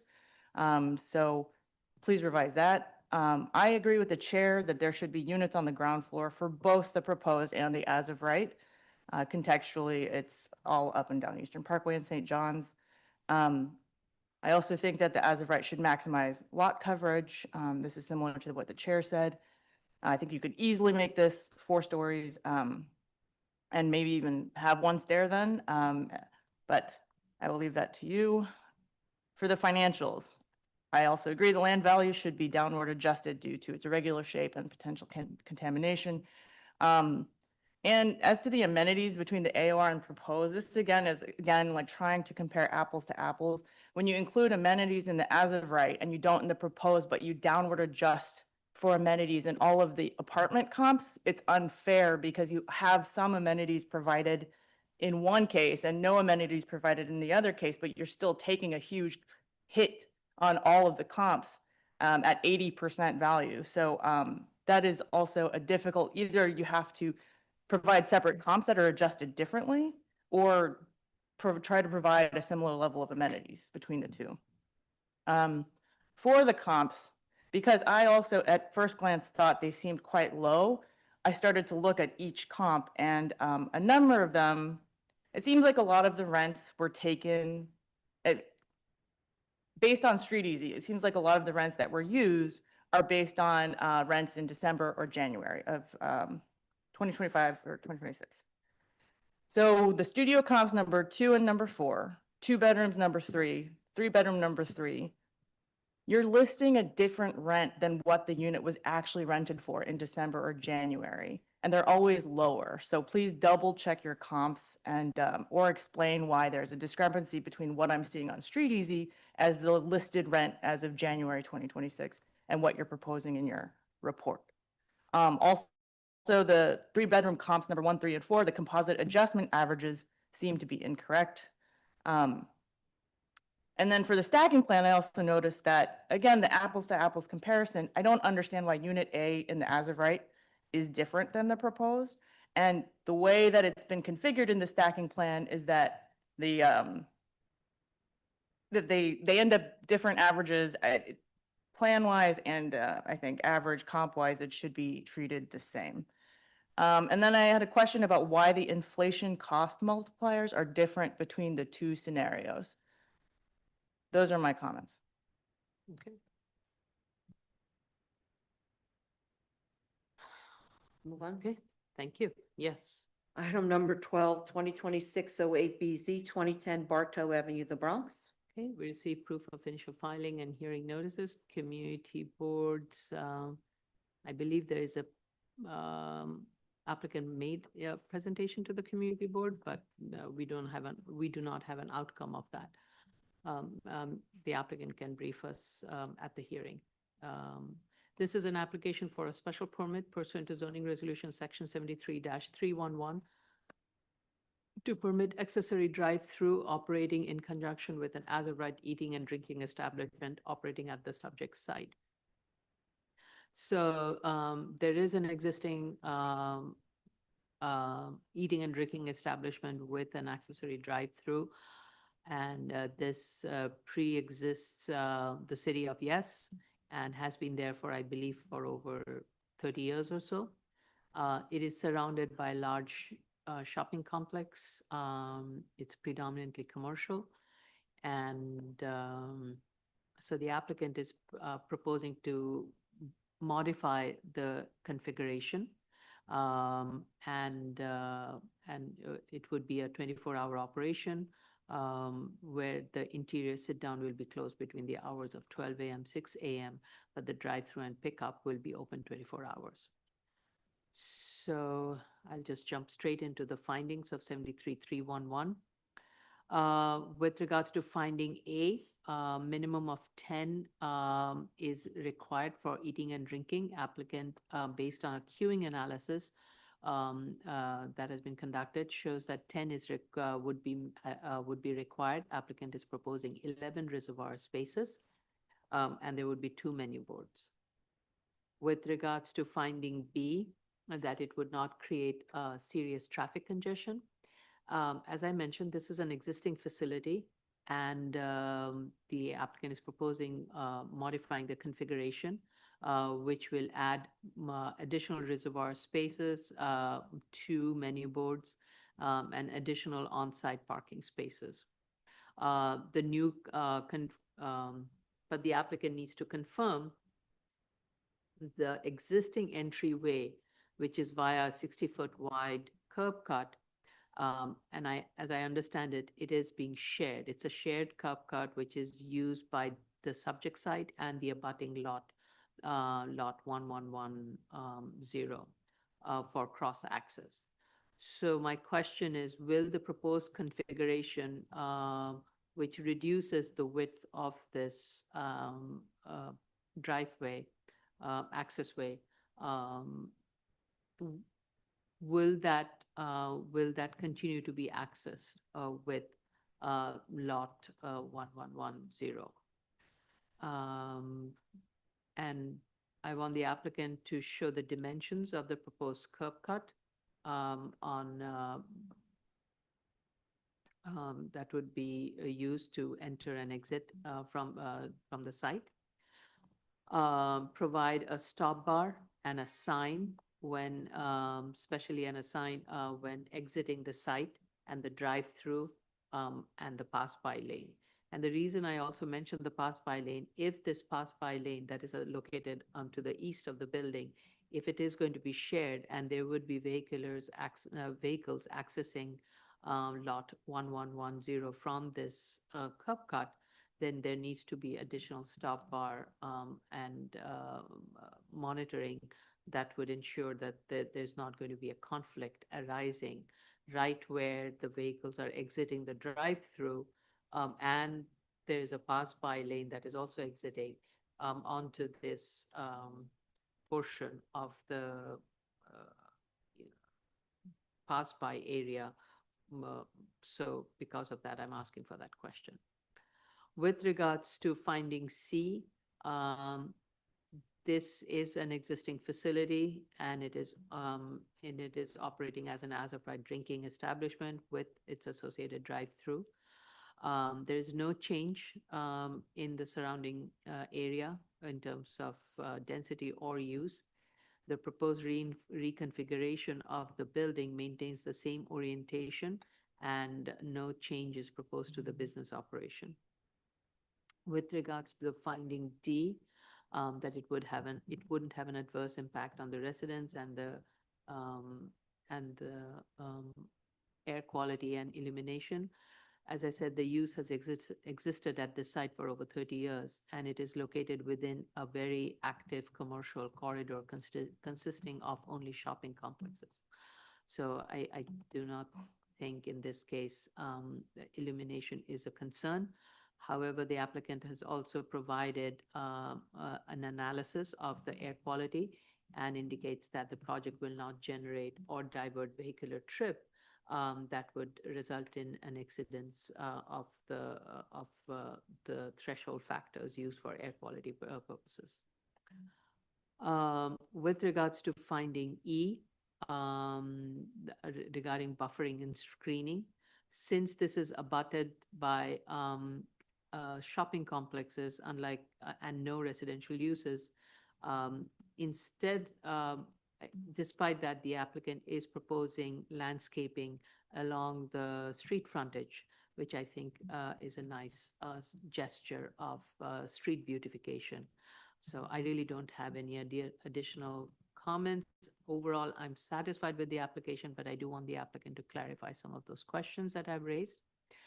There are open violations and some are structural and operating without certificate of occupancy. So I want the applicant to give us an update at the hearing about the violation status. Vice Chair Shibata. Thank you, Chair. Yes, this has been a very long-standing establishment. I do believe it meets the findings, although I do appreciate the questions that you asked for the applicant. My only other comment was the same one that you had with regard to the open violations and whether or not they have been addressed yet. I know that they had a community board meeting, but we don't have the report yet. I'd like to see if there's any other comments from the community board. I have nothing further to add. Okay, thank you. Commissioner Otley Brown. So this definitely is a long-standing McDonald's. I actually used to live around here, so it was my old stomping ground. And so I think it is actually perfectly situated as regards the neighborhood because it is kind of on the northern portion of the whole Bay Plaza Mall conglomerate or whatever. And so it is significantly distant from any residential because before you even get to the residential buildings of Co-op City, you have to go north of Bartow Avenue, and then there's a Bartow Mall Right. that's a couple of 100 feet in depth. and then you get another 100 or so feet before you even get to the first apartment building. So I really don't think that the operations of this site in any way is going to impact the surrounding residential. And so I'm satisfied with this project. Thank you. It's always good to have someone who lived there to experience. Yeah. Okay, thank you. Commissioner Shetta? Thank you, Chair. I'm satisfied with the application. I don't have any comments on it. I believe it meets the findings. And there is no concern regarding any adjacent residential or so, so I'm satisfied with it. Thank you. Thank you. Commissioner Yoon? Thank you. I had two minor comments. The drawings show a 2017 Honda Accord as a 16-foot long car, and then the actual measurement of the cars in the reservoir show 15.2 feet. What we're looking for is just a space that's 18 feet, that's consistent. So you can just draw the 18-foot distance and make sure that they're spaced at 18 feet apart at least, but indicate that on the plan so that we know that we're meeting that standard that we have. And then the only other comment I had was the 6 parking spots that are on the east side of the site. Is there any conflict with, I'm just going to share the screen really quickly, so we're all looking at it. You have these 2 lanes, the pass by and the drive-through lane that stop here, and then presumably these are accessed by incoming traffic here. Yeah. So just wanted to see, how one deals with the potential conflict that could arise if you have cars both exiting the drive-through and or the pass-by lane and also parking at the same time. And while you're there, my question is again, exactly in that same location where the bottleneck that will happen. I wouldn't say bottleneck, but when the vehicles are exiting from the drive-through and the pass-by. And if you go to the right, there is, you would see there's an arrow that's leading to lot 1110. Yeah, there's So a there is an, connection here. yeah, so so it seems that particular pass-by lane or that lane, I'm not sure what to call it, the entry-exit lane, will not only be used for the subject side, but also to access lot 1110. And if that's the case, there needs to be a much more clearer safety features that needs to be added to that location. Right, here's the maneuverability plan. Yep, Shows yep, right. that the cars kind of merge here, but Mhm. then so I guess a little bit, if you could walk us through Right. all of those. Yeah. And that's all I had. Yeah. Okay, done? Yeah. Okay, this concludes the review session for June 2nd, 2026. We'll resume at 11:52. What time? It's let's meet. Do you want to have lunch and then resume? How do you want to do it? We could do that because we have to wait Right. for that. So let's take a half an hour break. Okay, so 12:30. Yeah, 12:30. Resume at 12:30, ladies and gentlemen. A little more than half an hour, but Oh, what happened to my? I was not on the video. what happened? Your camera's off? My camera was off. Oh my God, all this time? How embarrassing. Because my my iPhone, No, the chair's camera was on. I could see her.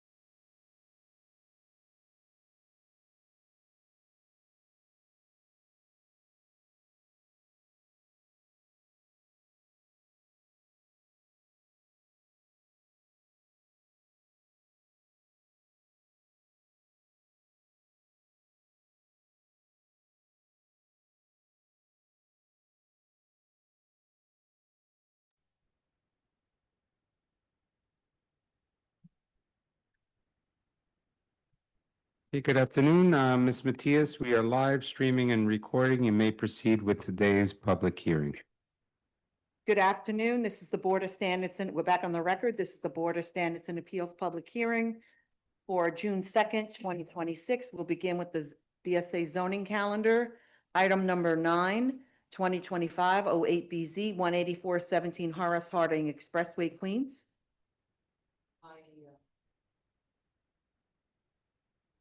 Oh, okay. Tony? Oh, my Yeah, camera's. not on. announce that. Excuse me? You want to announce that, Commissioners, for that as the remote?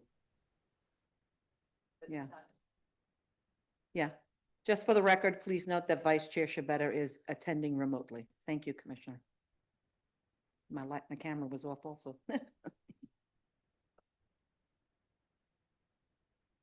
Okay, just having a little minute technical difficulty. Just give us a minute.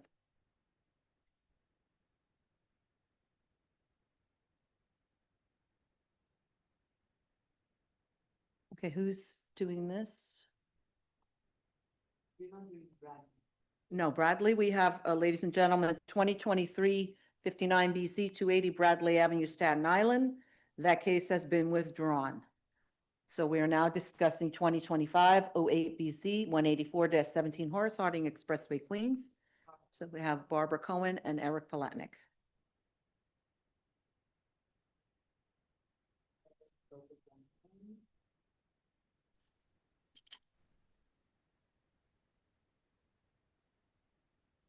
Hi, everybody. It's Eric Palatnik. Good morning. Anyone else between you and Ms. Cohen? Yes, there should be a slew of people. You should have Matthew Carroll from Tenant Environmental. You should have Michael Bogan from Sive Paget Rizel. And you should have Claire McNulty from Sive Paget Rizel. I see Matthew Carroll joined. And Barbara Cohen is here. Everyone's ready to swear in.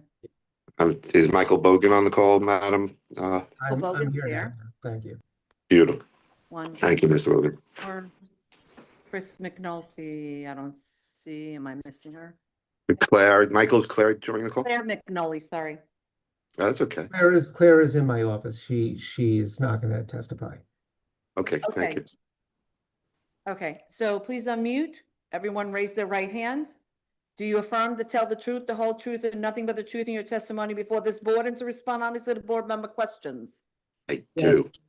Please state your name for the record, whoever is the lead, and proceed to respond to board's comments. Hi, everybody. My name is Eric Palatnik, and I guess I'm the lead. Good afternoon. Thank you for making the time today. We did attend your executive session, and we listened very closely to every single thing you had to say. So thank you very much for taking the time to lay everything out so clearly for us.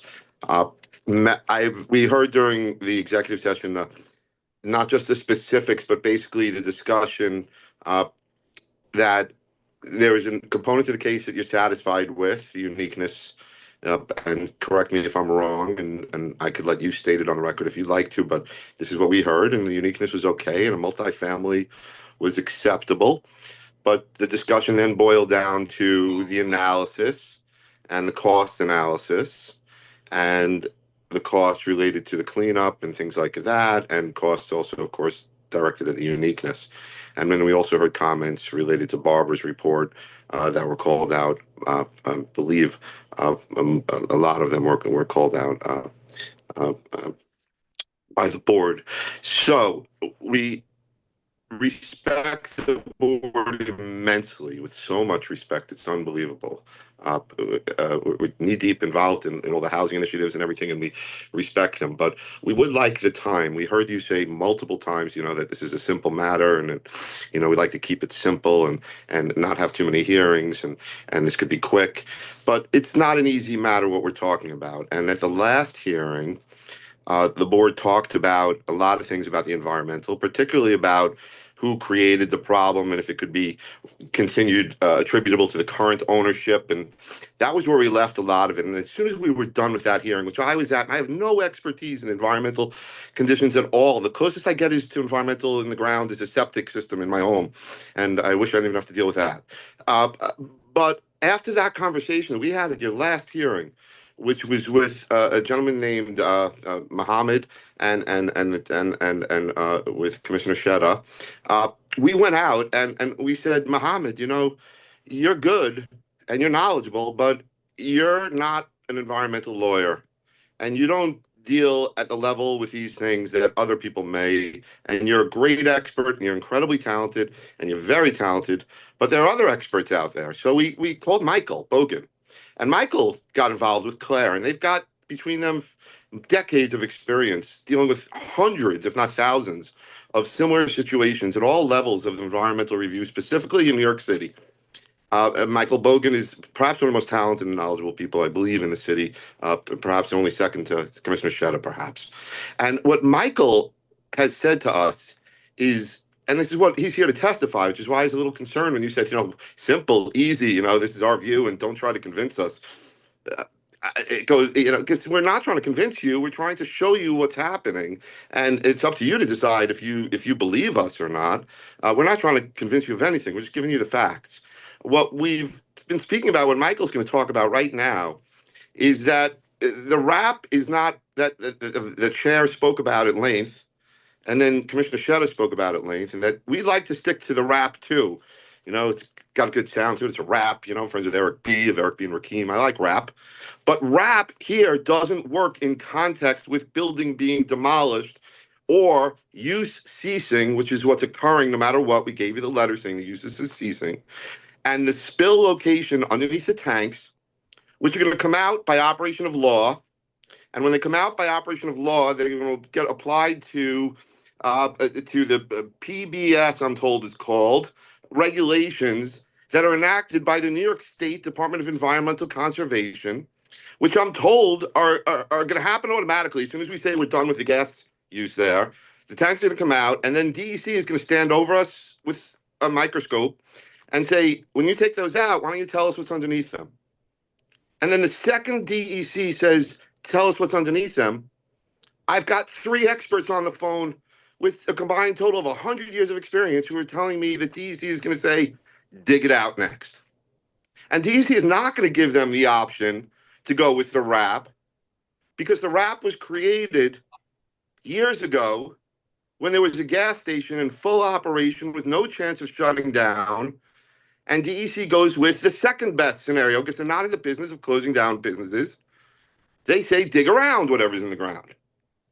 But now that we've given the board a letter from the owner stating that the use is ceasing, and we are all testifying under oath that the use is ceasing, and I think it's clear as day if you drive past this thing, it's a relic of the 1950s, that we're telling you what's going to happen. So we're not trying to extend this, although you did give Paragon 3 hearings, which was a very similar matter, 4 if you include the decision date.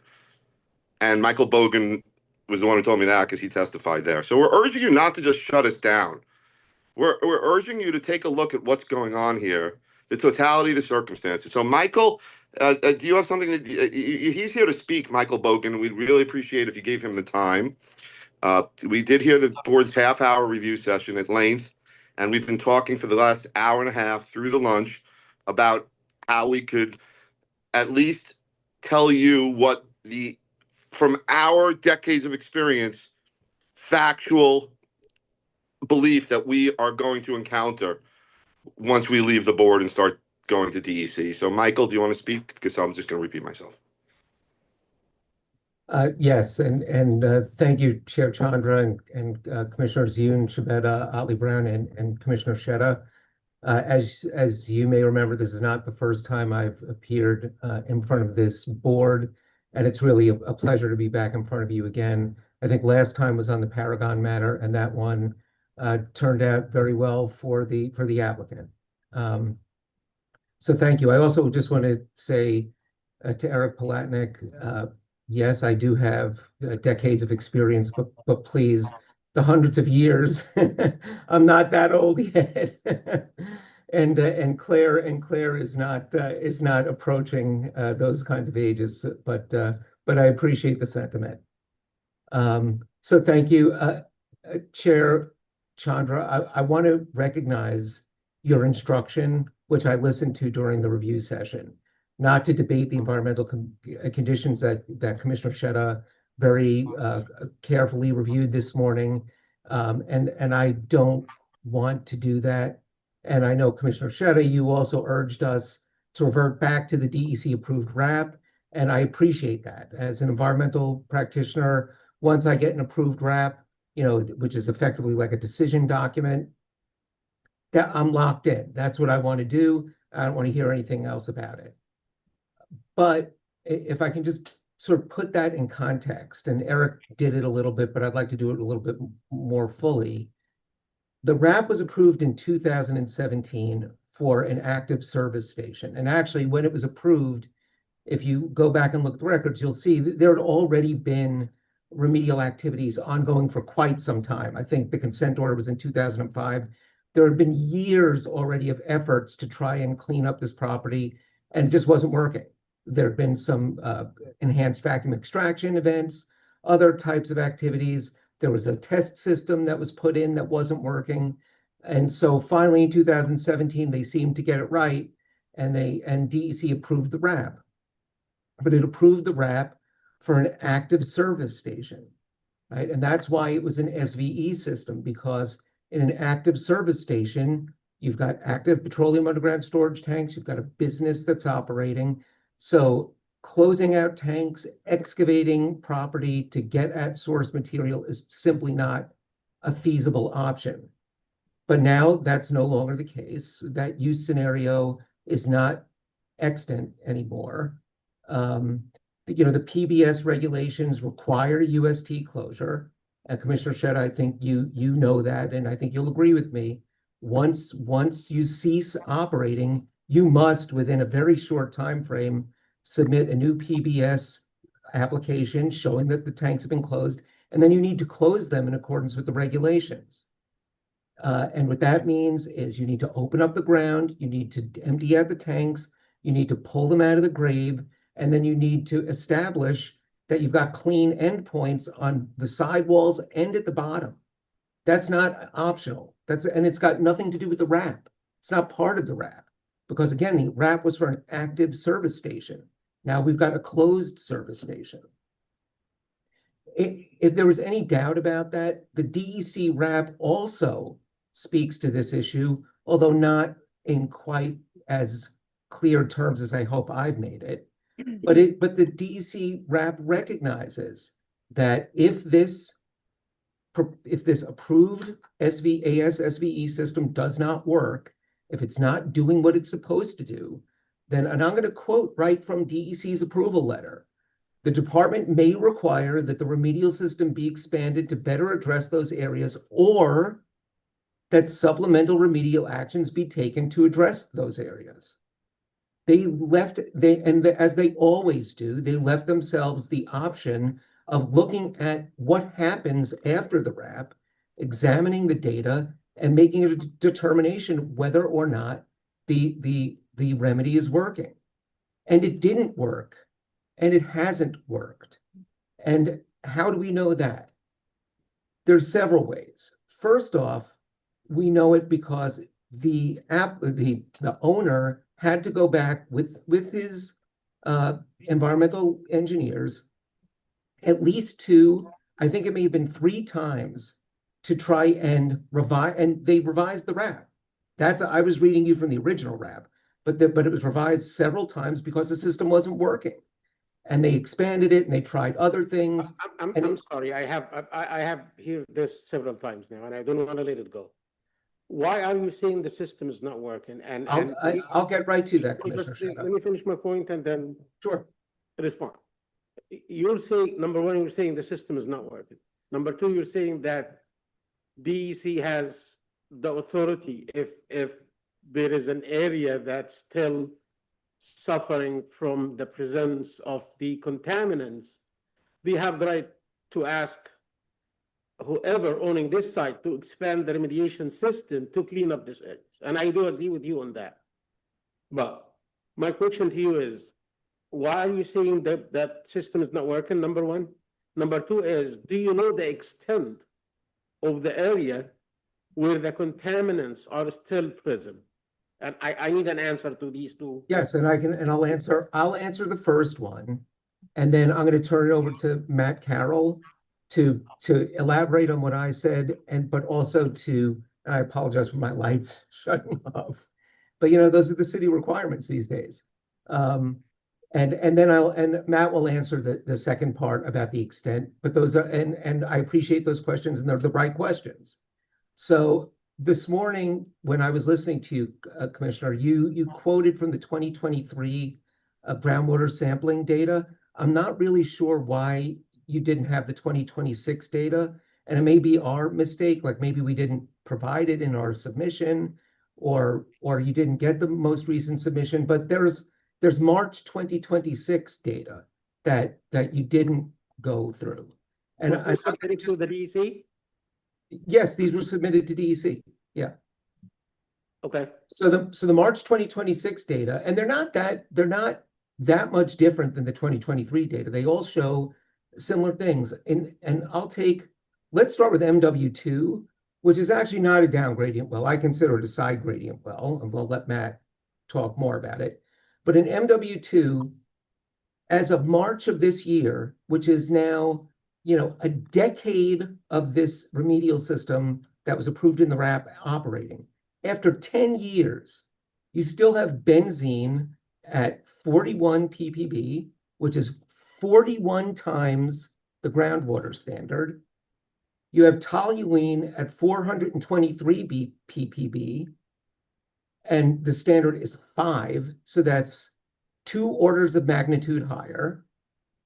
And you have ethylbenzene at 435 ppb, which is also 2 orders of magnitude higher than the standard. Total VOCs of 2,700, almost 2,800. That is not a clean well. And I've discussed this with this board before. The DEC RAP says it, as does their approval letter, and as do the regs. When you have an oil spill, you need to, as to the extent practicable, meet pre-discharge conditions. And you need to achieve the groundwater TOGs. This is nowhere near that after a decade of operating the system. And that is only MW2. And that's actually the best of the wells. If you take out MW1, which was dry in the data that you looked at this morning, which is why there was no data. So MW11, similar kinds of things. You have toluene at 3,000 ppb, ethylbenzene at 300, benzene at almost 800. MW14, you have toluene at 6,000 ppb. This is nowhere near the groundwater standard. I'm going to repeat, for toluene, the groundwater standard is 5. This is at 6,340. There is source material still on this site. And I know where it is, but I'll let Matt tell you because that's really where his expertise comes in. But in answer to your question, that's why I'm saying the system isn't working. 10 years later, you've got total VOCs of 21,485 in MW11, 18,000 in MW14, and almost 3,000 in MW2. That's not clean. I respectfully disagree with you. It is working. You may say it is not working as it should, maybe because of some lack in the original design, maybe. But it is working. The evidence is some wells, they show some sort of contaminant presence, and then the contaminant just disappeared with time. So that means that the system is working. Commissioner, I don't disagree that the system is. No, let me just, don't interrupt me, please. This is one thing. The second thing, I don't want to play with the number, 6,044. I didn't debate the test results you submitted to DEC, and we got a copy of that. The 2026, the March 2026 figures were coded in the memo from Enton, and I did look at them, but I wasn't sure which well is showing that. Is it just one well? Is it 10? That wasn't clear. But looking at that site plan I put on that screen during the review session, and looking at how the contaminants started to disappear at certain locations, it is crystal clear that the system is working. And if you want to start from scratch and develop a new RAB and submit it to that agency that has jurisdiction on this site, be my guest, get me that approved RAB, and then let's reevaluate the entire project and move forward. But it's not the time to do that now. If this is going to be the case, I would urge the board to dismiss this case and then go do the work and come back later on, and whatever you come up with, approved from the DEC or DEP or whoever, I'll take that. But right now, I have what I have approved from the DEC. This is the baseline for me. I'm not gonna be. So if I can just, I don't want to interrupt you, Commissioner. So, and it's hard because I'm used to standing in front of you. So it's just hard on the screen. I haven't done this much. So I apologize if I've cut you off. We're not looking to go back to DEC to put in a new RAP. The regulations, the PBS regulations are going to require us. In fact, they require us right now to submit a new PBS registration form showing that tanks have been closed, and then we must close those tanks in accordance with the PBS regs. And that is beyond the scope of the RAP, because again, the RAP was a RAP that was designed and approved for an operating industrial service station or commercial service station. That's what it was approved for. That's not what we have anymore. We have a closed service station that has underground storage tanks that must be closed in accordance with the law. And what I'm trying to, Mr. Bogan? what I'm trying to establish is that when we go, and I'm sorry, Chair Chandra. Chair, your mic, I think your mic is off. Mr. Bogan, Yes. what you're saying, I think this is the third time it's being repeated since the hearing started. So I appreciate your stating that. I have a question, and that is, I'm going back to moment you said that, before even Commissioner Sheta asked this question, my question is, why can't you go back to DEC and submit a RAP for what do you call it? You were calling the distinction, this RAP was made for active services, but now it's a closed service. Why can't you submit a RAP for a closed service condition and prepare your financial analysis and remediation accordingly? So I understand you're not eligible for the brownfield cleanup. Right. But what would, so just walk me through the situation. You have a lot of floor area. You don't need us. You don't need us. You can build it as of right, but you need to clean it up, right? To get your financing from the bank. Let's take the perfect example. We the devil are not in the room. You're dealing with all the angels, and the angels are willing to give you money. And for that, you need to clean up the site. So what would your step be? You were already at DEC with an active service station process. Now you go back to can you go back to DEC and say, hey, this operation is ceasing to exist, and therefore we are entering into a closed service station condition, and we want to redevelop it for an as of right use. What do we need to do? What is the process? DEC, tell me what is the process. Walk me through that process, step at a time. Sure. What is the process? So, Sorry, Mr. Bogan, I'm so sorry, not to cut you off, but right before, I'm not a board member for Mr. Platnick and the rest of the teams, clarification. I'm just from the council perspective. But please, Mr. Bogan, if you can, make very clear the statutory jurisdiction, the source of jurisdiction for DEC between the PBS regs and the RAP. Just so that's very, very clear to the board members, the different sources of authority that DEC looks at these two matters. So what I'll do is I'll start off at the beginning, and I don't mean to sound like a professor here, but I will go through the whole set of regulations so that it's all clear and on the record. And if anybody wants to look at them later and confirm if what I'm saying is accurate or not, that will be available to them. So these are the relevant regulatory standards. So 6 NYCRR, that's, Article 6 of the Code of Rules and Regulations. Section 611.6 says, and I quote, "The objective of a cleanup and removal phase is the restoration of the environment to its pre-spill conditions." Okay, so that is the objective that the RAP has no choice but to agree with, and it's actually in the RAP. It says it. Again, these are all 6 NYCRR. Section 375 1.8 C1 lists a hierarchy of source removal and control measures. And removal and treatment is the highest in the hierarchy.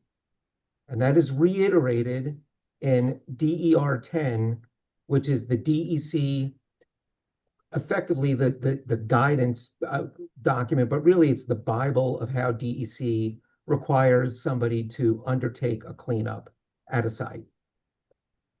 That includes petroleum sites, and it also includes sites that are in the like brownfield program and in the hazardous waste program. Section 375 6.5 says that the soil cleanup objectives for the protection of groundwater apply at sites where contamination has been identified in on-site soil and where groundwater continues to be threatened by the presence of soil contamination at concentrations above the protection of groundwater soil cleanup objectives. And those objectives, those SCOs, and this is me, this isn't from the regs, I'm just saying this, those are, if not the most stringent, they are among the most stringent soil cleanup objectives that apply to any sites. And DEC did not do it in 2017, but they absolutely now strictly enforce those.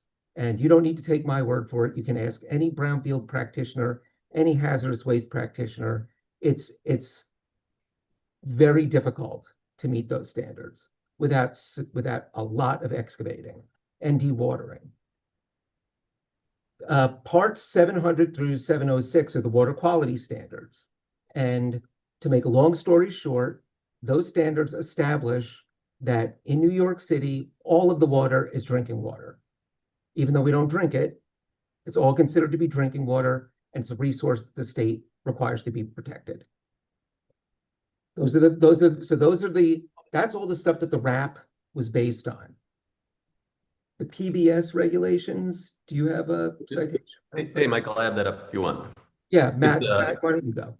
Hi, Matthew Carroll. I'm a professional engineer and a principal at Tennant Environmental. And the PBS are going to be part 613, specifically section 3.5, which is out of service UST systems enclosure.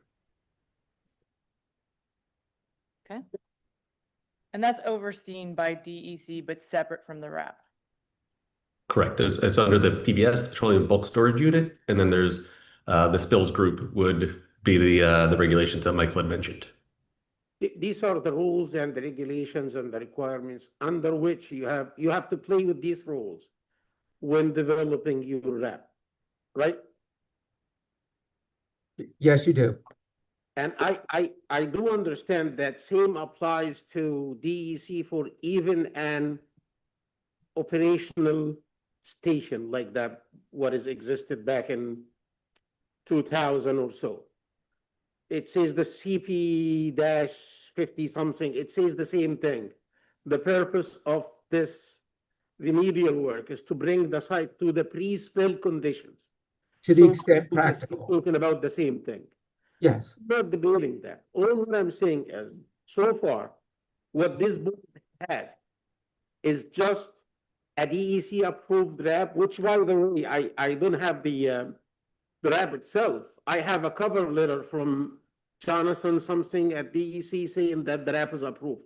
So I understood that there was a RAP submitted and it was approved. Correct. That's what we have right now. And if you want to move beyond that, I'm not saying don't do it, but you have to submit to the agency that having jurisdiction and get them approve this code and come back to us with that scope, whether it's a fraction of what you did or 10 times what you're proposing right now, I don't care. Give me something that's approved from the agency that have jurisdiction, and we'll work from that.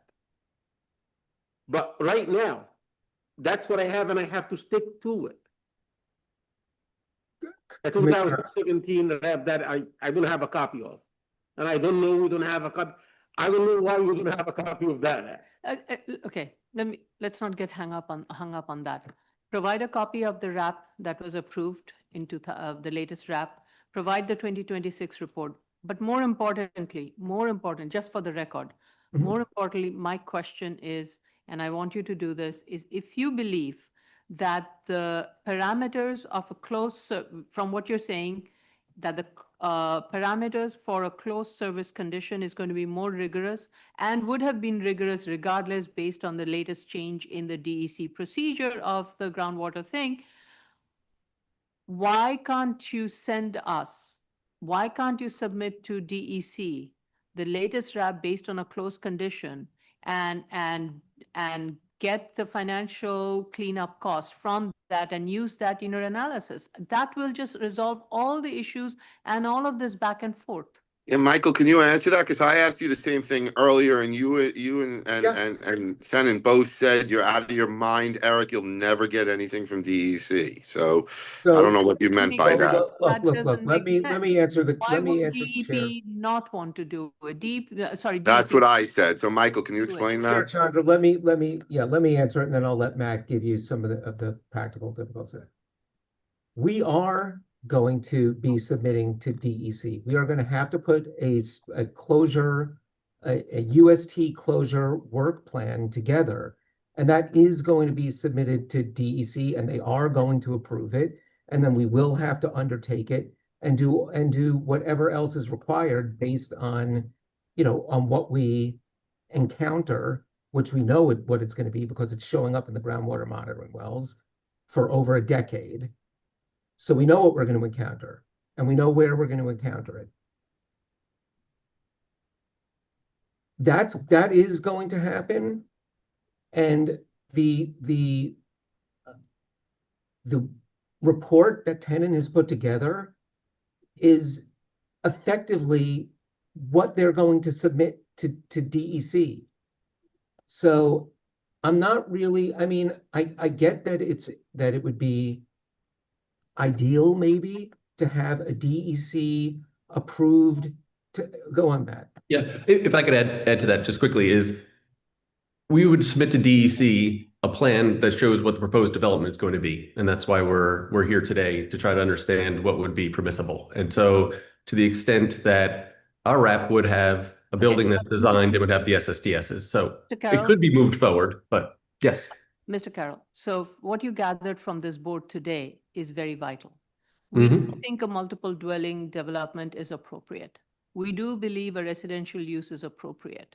Okay? Two critical factors. Yes. Does it matter for DEC whether it's an 8-story, 7-story, or 4-story? No, because No, you have to do the same amount of footprint. It's just matter of the height of the building is going to be less. So that's a very weak argument. Your footprint, your ground floor footprint with the accessory garage and with the first floors of residential is not going to change. And how deep you were digging. And how deep that's going to not change with the addition of 2 floors or not. And what we are debating is really those additional 2 floors. Are you eligible for those additional 2 floors? And that will be completely dependent on what DEC approves in terms of the cleanup cost. So you have your basic foundation, you have your basic floor plate, you have a basic idea of the kind of use that is going to be allowed. So go with it. Or take the proposal that we have right now and go with it and see what DEC says. I can bet you there's no, and I'm not an expert, but the difference between a 4-story or a building versus what you're proposing is not going to be that different from a DEC cleanup cost. Yes. So that is not the case. What is holding you back? Thank you for that insight. You're right. What we learned today would not preclude, and I think you're exactly right, that the insights that we learned today would allow us to move Matt, forward. why can't you go to Proceed with DEC that. right now? Proceed That's with what they're that. asking. No, the Chair Chanda is exactly correct, that we, with the feedback today, can go to DEC. So Okay. proceed with that and then come back to us with your revised financials. And if you want to withdraw the application for now without prejudice, that's fine with me. If you want to wait, get the DEC report, I know DEC report takes a while, it's up to you. But don't let it hang for 1 year for the DEC report to come back. How And much- honestly, I do believe this site merits a development of multiple dwelling. The question is how much? And you got that green light. Proceed with that with DEC and come back to us with the number that would be reasonable. We are being reasonable, we are telling you so, but, and you have to keep in mind, we are trying to be consistent across all projects. Yours is not the only project. We have another project just after this of a similar similarly situated triangular site with a former gasoline station. So everybody's looking at it, and we want to be consistent, we want to be fair. You're being I think you're being very fair to the board, all of you, and you and Commissioner Sheta have really been the ones talking back and forth right now. So both of you have been giving us the chance. I think we'll take this as an opportunity to adjourn the hearing. Michael or Matthew, how long do you need? I think we can move forward with the design at this point. Yeah, we can move forward to have a submittal With within 30 days. DEC, how long to communicate to DEC? How many months? Within 30 days, we'd have a wrap for review. This will go through spills, which is, let's say you assume a 45, 60 day. So if we to put approval. this on, there's an old song when I was growing up, I used to play on the radio all the time, WCBS. We'll see you in September. She sung it much better than me. Is September a reasonable amount of time if we ask the board to adjourn until September so we don't waste their time with back and forth? Yes, for the spills program, absolutely. You think you're gonna get a wrap approved in 30 days? No, Let them do it. 60 days. I'm just asking. Yeah, 60 to 90, I think is what we were looking at. Okay, are you gonna be submitting a wrap or a tank closure plan? We would be submitting a wrap. With that submittal, there'll be a notification for a 60-day change of a 30-day pre-work notice to let them know that we will be taking the tanks out to meet our PBS regulations. Okay, do me a favor, I need, in addition to that wrap, the wrap is that thick. I don't want to be reviewing 3,000 pages. I don't have time for that. Give me a summary with a plan showing the site, monitoring locations, monitoring results versus dates versus contaminants. And just put that like as a standalone document. So when I look at your plan to dig, remove, whatever, treat in place, I don't have to dive into that 3,000 document and take forever to extract information, please. Understand. We'll put together a summary of the remedy that you can see as a standalone with some figures. Thank you. I have a question. Yes. If this were eligible for the brownfield cleanup program, what sort of dollar value could you attribute to that? In terms of the remedy or the tax credits, just to make sure I'm. In terms of the future value of the tax credits? This is, It would I'm be sorry. it would be residential. It Right. would probably be a track 4 because you're not gonna hit track 2. Are we, and I have to just check if we're in an environmental zone, if you just give me one moment, Commissioner. You could also respond to this in writing, but what I'm interested in is there's this in the narrative, there's a lot of discussion of how the site is burdened because of the consent order, and because of that, they cannot achieve the credits that BCP would offer. But reading the consent order, it makes it very clear that this owner had over 24 spill sites that had been neglected for over 10 years.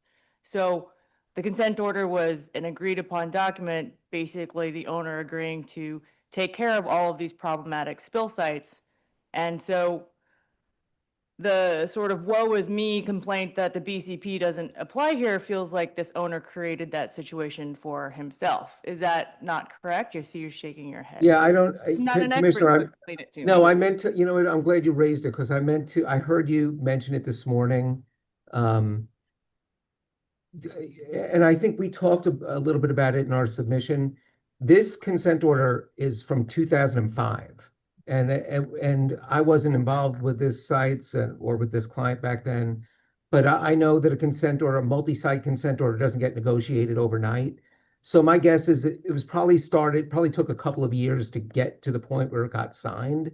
Well, it also references a 1994 consent order regarding the same sites. Fine, right, exactly. So it goes way back. There was a 1994. The Brownfield Cleanup Program didn't come into existence at all until I think it was September of 2003. Or it might have even been 2004. So, and with a consent order from 1994, it wouldn't have been eligible back then. So nowadays, I would never let a client sign a consent order like this. I wouldn't do it because you're going to make yourself ineligible for the Brownfield program. And so we go through all sorts of machinations now, and not to get sites into a consent order. And DEC has worked out a system where you can do something that's called like a stipulation agreement, which is like a mini consent order that allows them to quickly address whatever petroleum issue that may be urgent and then still remain eligible for the Brownfield program. That whole approach just didn't exist. It certainly didn't exist in 1994 when there was no Brownfield program, but it didn't exist really in 2004, 2005 either. It's more recent vintage.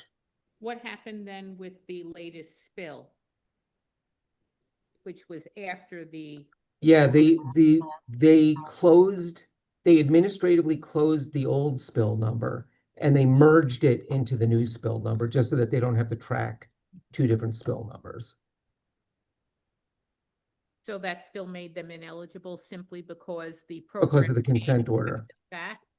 Yes. Yep. The consent order makes it ineligible for brownfields. And Michael, if you want, like, we can respond in writing about the tax credits, but no end zone. So I don't think there's a gate. So it would be limited to the site preparation. And most It would people who just be think about the site prep. brownfield think about the qualified tangible, which is where you can make multiples. This would just be a percentage of the remedial costs. Not to say that they're not there, but it's not what many people think of as the why you would enter the brownfield on a tax credit basis. Well, I appreciate Mr. Bogan's description of how you wouldn't have been incentivized to avoid a consent order back then. That seems to make sense. I don't know anything about this, so I am taking your word for that. So that does explain. Based on my hundreds of years of experience. Yes, your hundreds of years, as opposed to my zero. So I will take that. And I thank you for the explanation. Michael, you come off like an old professor. What can I say? Michael, did you want to also speak to the fact that when we were talking about Paragon before the call, you mentioned the fact that, and Commissioner Shedder actually mentioned it at the end of the review session, that past costs have been included, and the fact that you haven't included in any of the numbers any of the work, the system, its design, its implementation for the last decade either. I just wanted to note that because I know Commissioner Shedder raised it at the end of at the review session, Michael, and you had discussed it. Yeah, it's a good point, and we will gather those together too, so that we know what's been spent on the system so far. Yeah, thanks for pointing that out, Commissioner Shedder, because after you said that, when we spoke afterwards, Michael said, yeah, I worked on Paragon, and they went back in time and calculated the cost with that. And that just goes to the consistency of the analysis, I think, that the board is shooting for. If you want to add up, if you have proof of payment for these kind of like efforts, you can add them up, provide the supporting document, and then whatever is going to be done later on, you can value that and add the two numbers. It's funny you said that because we were saying that if it continued as a gas station, it would have a future cost. But since we're demolishing it, it won't. But Michael understands what you're saying, and I think he'll do exactly what you're asking. I have a question actually about the consent order. Forgive me for that. But I did read it from the beginning to the end. I got the impression that on the subject side, it was no, or almost no like headache coming from DUC to the back then the owner regarding this site. Isn't it possible to exclude this site from the penalized list by forbidding the site to participate in the PCPs? Is that something that you could like I think it's, explore? can you take it out of a multi-site order? I think Take it that's, out of the consent order. yeah. Yeah, I They- look at they- the description for what they did this, they did this, they did this. And I looked at the list and the subject site is not one of the sites that Matt, I can address that. If you, again, I wasn't around then. I know DEC with multi-site consent orders, and the only, other than Con Edison with its MGP sites, which is like a whole different ballgame, I've never heard of them taking a site out of a consent order. I could say, Maybe National Grid also with their MGP sites. well, I was going to jump in. I had this question too, because on the top of page 10, item 2, it talks about transferred sites. And that if the transferees of such facilities were able to perform remediation activities such that the DEC spill numbers associated with those facilities are closed, they will have no further obligation under this order. Yes. Effectively removing them from the consent order, but you have Yes. to close the DEC Exa- spill number associated with it, which this, obviously the site has been trying to do its remedial work and pursuant to the active service station rep. So I didn't bring it up because I thought they're not able to close their spill number. That's part of the reason that they're here. Am I getting that? I think you are an environmental lawyer because you've got that exactly right. That's exactly right, and I'm glad that It's you possible raised to it. remove If it from the if we consent could- order, but you have to close the spill. Yeah, if we They could can't close the spill, we could because get they it out of the haven't been able consent to order. Successfully, they had an active service station. And That we've was how done I that. read We have done that. And then there's like a whole other analysis that applies to whether or not you get tax credits and if the site's been previously remediated through the closure of the spill number, but we don't need to get into any of that. Because the spill number is still open. It's been open since 1994. And we're in whatever, 2026. That's, 22 years that you've had an open spill on the site and it's still not closed. So we're going to close it. We're going to get this done. But we'll get back to you with the information that you requested and with the approval from DEC. I believe you have a good chance, especially you're submitting to the DEC until 2026. If you're doing so, that means that you still have a relation with them, you're communicating with them. You're not just forgetting about the site and ignoring conveying tax to them. I believe it's a good chance to get that. Okay, let's go to the public.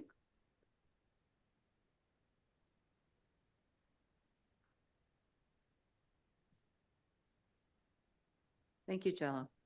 So the case that we're currently discussing is 2025-08 BC 18417 Horace Harding Expressway, Queens. Should you wish to comment on this case, dial 669-254, and enter the webinar ID number 160-029-5180 and press the pound sign. At the next prompt, you'll press the pound sign only. Once you're permitted in, you'll press star 9 to raise your hand, star 6 to unmute as you're calling in on the phone, and if you're in the Zoom room already, please raise your Zoom hand, which is the little hand at the bottom of your computer screen. Once you're recognized, you'll have 3 minutes in which to comment on this application. And the hand is up. I think that's Mr. Euler.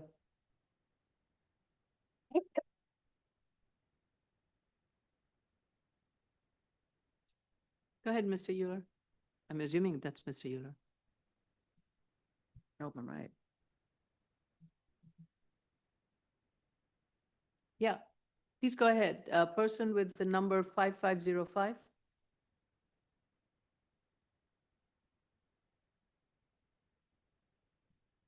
Star 6 to unmute. Maybe it's not Mr. Euler.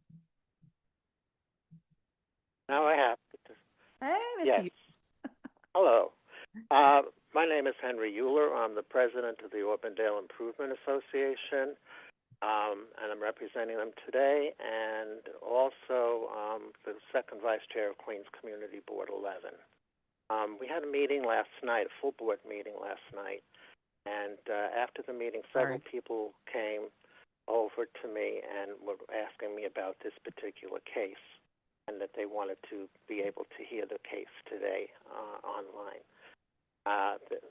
Everybody's very concerned about the cleanup, of course, and everybody's very appreciative here in this area that the BSA board and the applicant's representatives are all working together to get the site cleaned up properly. I listened to the review session this morning and the public hearing this afternoon. Is there any chance that we could get a copy of the revised plans for the buildings that are going to be on this site sent to the community board? Mr. Palatnik, please submit those too. Yeah, no, they should have been already, Henry. Hello, Mr. Euler. It's nice to hear your voice. I'll make sure that they get sent to you, and if they don't for any reason, you also have my information. Please let me know, and you always want to include you in whatever we're submitting. Right, right. Thank you very much. The interest is very high in that area about the new structures and all of the things that are coming. Thanks again. Thank you. Thank you, Mr. Euler. Anyone else? Please raise your hand if you want to, virtual hand. Anyone else for 2025-08 BZ 18417 Burris Harding Expressway? If there isn't anyone else, I also wanted to ask Ms. Cohen about the construction time period.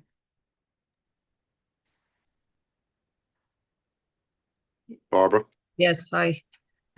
You almost forgot. You almost forgot we needed you, right, Barbara? I know. And I heard all the comments and the comps and all of that, and I'll certainly go back and go through each one and make adjustments accordingly.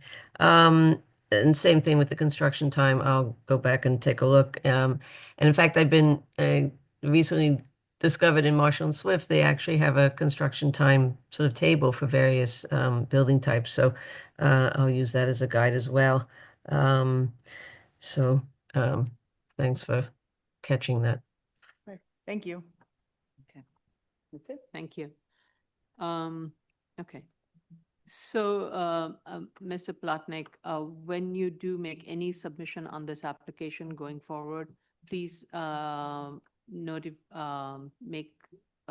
submit these packages to the community board, and specifically, I would say notify Mr. Euler because he is very much involved in that. So reach out to him and inform him of the changes.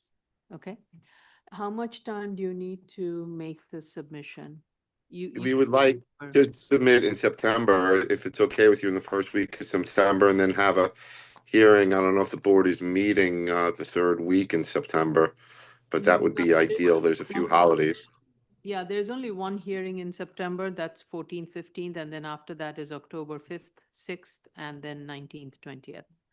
If I may ask for October 5th and 6th, because the 14th and the 15th are right in the middle of some holidays that start around the 11th. So it's in order to avoid any, and it's right after Labor Day, which is on the 7th. So if it would be okay with you, if we could ask for October 5th for a hearing date, that would give us ample time to avoid the holidays and get you all the materials and not waste your time. Right. And the submission date, we have revised our submission date, and the deliverable for submission for this application for October 5th, 6th hearing is due on September of 29th. We are not going to change that date. Everything has to be submitted by then. We have, all the. We'll have it to you. Everything has to be submitted by them. We are not going to take them one after the other. No. We'll have it. We only have Barbara and the DEC item to address, so we'll get them both to you. Okay. Thank you. All right. Isn't this submission, isn't that only 1 week? It is only 1 week. You are correct, Tracy. Or Ms. Benke, I apologize. Ms. Benke. That's what Carla No, had. oh, that is odd. One, no, then make it 22nd. Sorry, that should be 22nd. September 22nd it is. Yeah. And we will not be late for that either. We will not be piecemeal for that either. That's weird. Sorry. Yeah, September 22nd. I did find this discussion to be helpful. It did bring the clarity about the active service station versus closed service station and the differences in the regulations. So when you do make your submission, please make these very clear, and the process that is required at DEC for active versus closed and why you have to do this, and also clarify why you wouldn't be eligible for the brownfield cleanup. And this is really going towards your D finding. You have to clarify that it is, it seems from what you're saying that you wouldn't have been eligible, not because of the property owner's dereliction of duty, if I want to call it, but it was more of the process at that time, that the track of the process that was lined up kind of prevents it from being part of brownfield cleanup, if I understand it correctly. Michael will explain it. Michael and Yeah, Matthew will Commissioner, put it's a very actually- clear memo. Yeah, we've discussed it in our memo. So if you want to take a look at that, if the board still thinks that it needs. Michael, make it easier. Resubmit it and call it out clearly. Yes, we'll that's what we'll do. We'll Make it separate. There's a it out. million papers in there. Make Yes, it we'll clear. separate Make it it part out. of your statement of findings and all Yep. all the. Everybody's oversubscribed these days, so if you can, Right. make it, it's as simple and easy. It's That complicated makes stuff. sense. Yeah, we'll separate that out. Yes, no problem. Thank you. Okay, thank you all. Thank you. Really appreciate it. Thank you. Thank you. Item number 10, 2025, 37, 38, and 39 BZ, 2050, 64 53rd Street, 5302 21st Avenue, 5300 21st Avenue, and skip one, 2040, 2074 and 2084 53rd Street, and 5312 21st Avenue, Brooklyn. Mr. Goldstein, raise your right. Anyone with you? Yes, ma'am. Raise your right hand. Do you affirm to tell the truth, the whole truth, and nothing but the truth in your testimony before this board, and to respond honestly to board member questions? I do. Please state your name for the record and proceed to respond to the board's comments at review session. Good afternoon, Jay Goldstein on behalf of the applicant. We attended the review session. We heard the board's comments. With regard to the operational plan for the queuing post-construction and during construction, we'll provide a detailed operational plan bolstering what we've submitted in our statement of facts, and we'll provide it to the board from the school. That'll address all the concerns with regard to how it's going to be implemented, how it's going to be confirmed, and how it's going to be enforced. You have crossing guards? There are crossing guards, yeah, and I think we're So, proposing additional. Right. So provide an operational plan, like not only the text, but also drawing, which shows where you will be proposing crossing guards and where the bus parking drop off and all of that. Okay. It would be helpful to have one graphics related to the operational plan. Yeah. Okay, and then with regard to Commissioner Yoon's comment, I will discuss with the school if the changes can be implemented during construction as well to try and alleviate some of the traffic in the area. With regard to the rooftop fencing, we'll add the note that the board suggested at the review session, as well as respond to the DOT letter, which I believe we received yesterday. But we're working on the responses and we'll get those plans updated accordingly. And then finally, with regard to the tilt trucks, they are proposed, as mentioned in our statement of facts, to be stored in the cellar. There are 2 large storage rooms in the cellar that will accommodate those tilt trucks. Which ones are they? Are they labeled as, I'm sorry, I just. It's just, they're labeled as storage. They're near the multi-purpose room in the annex. But we can label them accordingly. Well, okay, I just want to make sure we're all looking at the same thing. This is the Top of the plot plan, or the floor plan rather, those 2 storage rooms within there's one at that one and then that one, but we can label it accordingly. storage mechanical here. It was just labeled storage mechanical utility, but that's where we're proposing to put them. The changes were made to reflect the need for the storage of the till trucks. Okay, and then the garbage is actually being stored in, Right next to the kitchen, bottom of that page, right next to the kitchen. to your left. To the left, up. I believe right there. I see, okay. Okay, got it. Thank you. Yep. I believe those were all of the comments from the board. And the DOT comments also graphically show all the Right, improvements. we'll update those on the plans. And you did mention about the construction phasing, so I'm assuming the construction phasing operational plan will be different? Yeah, it'll be different. We'll address both and explain Right. both clearly. Okay.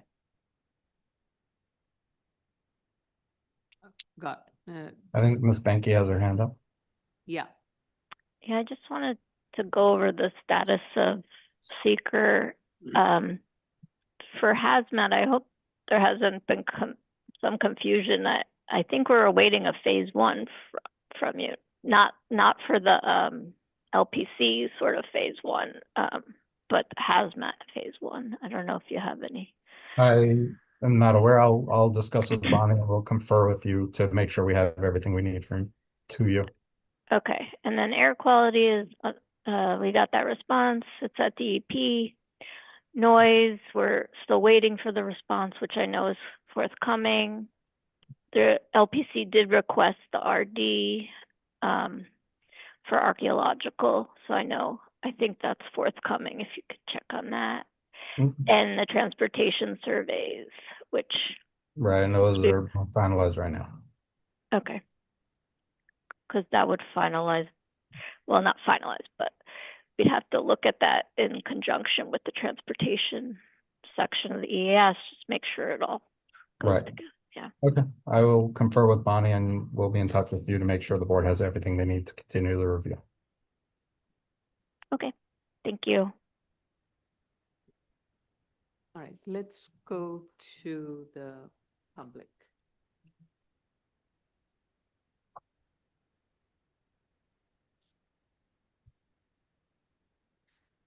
The case that we're currently discussing is 2025-37 BZ, 3839 BZ for 53rd Street and 21st Avenue, Brooklyn.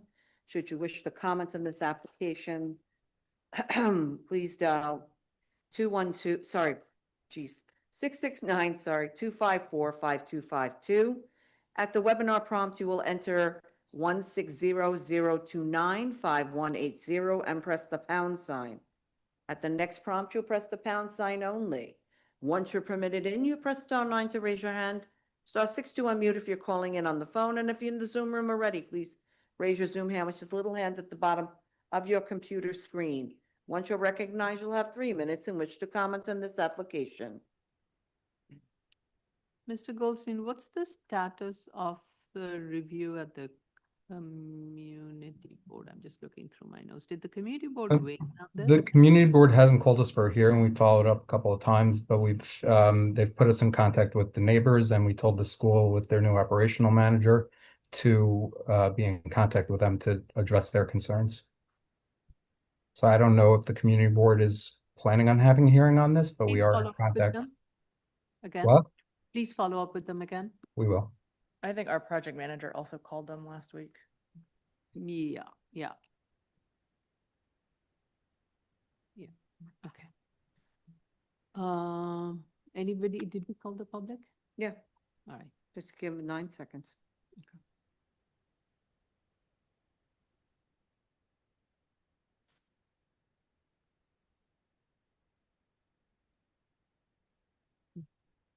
If, I think based on the discussions today, it seems we believe the applicant meets the findings.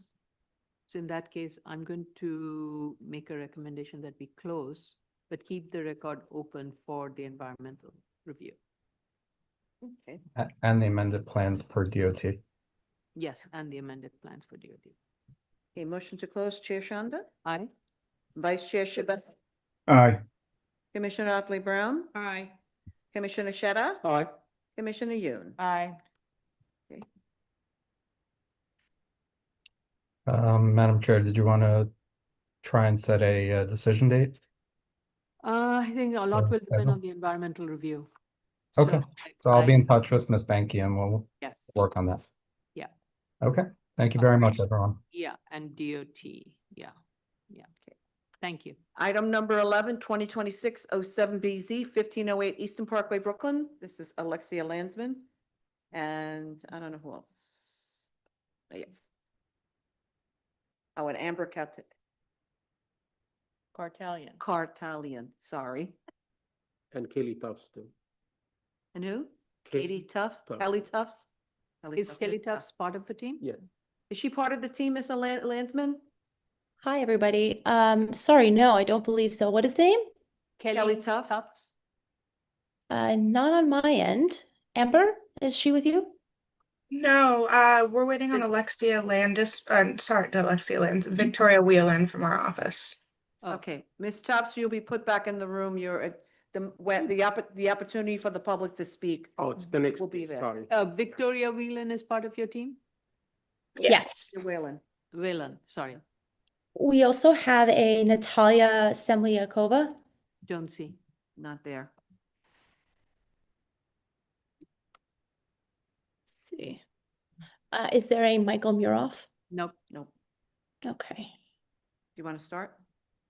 I think we can get started. Okay, so please unmute, raise your right hands. Do you affirm to tell the truth, the whole truth, and nothing but the truth in your testimony to this board and to respond honestly to board member questions? Yes. I do. All right, please state your name for the record and proceed to respond to the board's comments, Ms. Landsman. Good afternoon, Madam Chair and board. My name is Alexia Landisman. I'm here on behalf of the applicant, and I'm joined by Amber Cartilian, Victoria Whalen, and Barbara Cohen to talk about 1508 Eastern Parkway. We have attended the executive session and want to address the board's comments. We'd like to start by letting you know that we have met with Community Board 16 4 different times.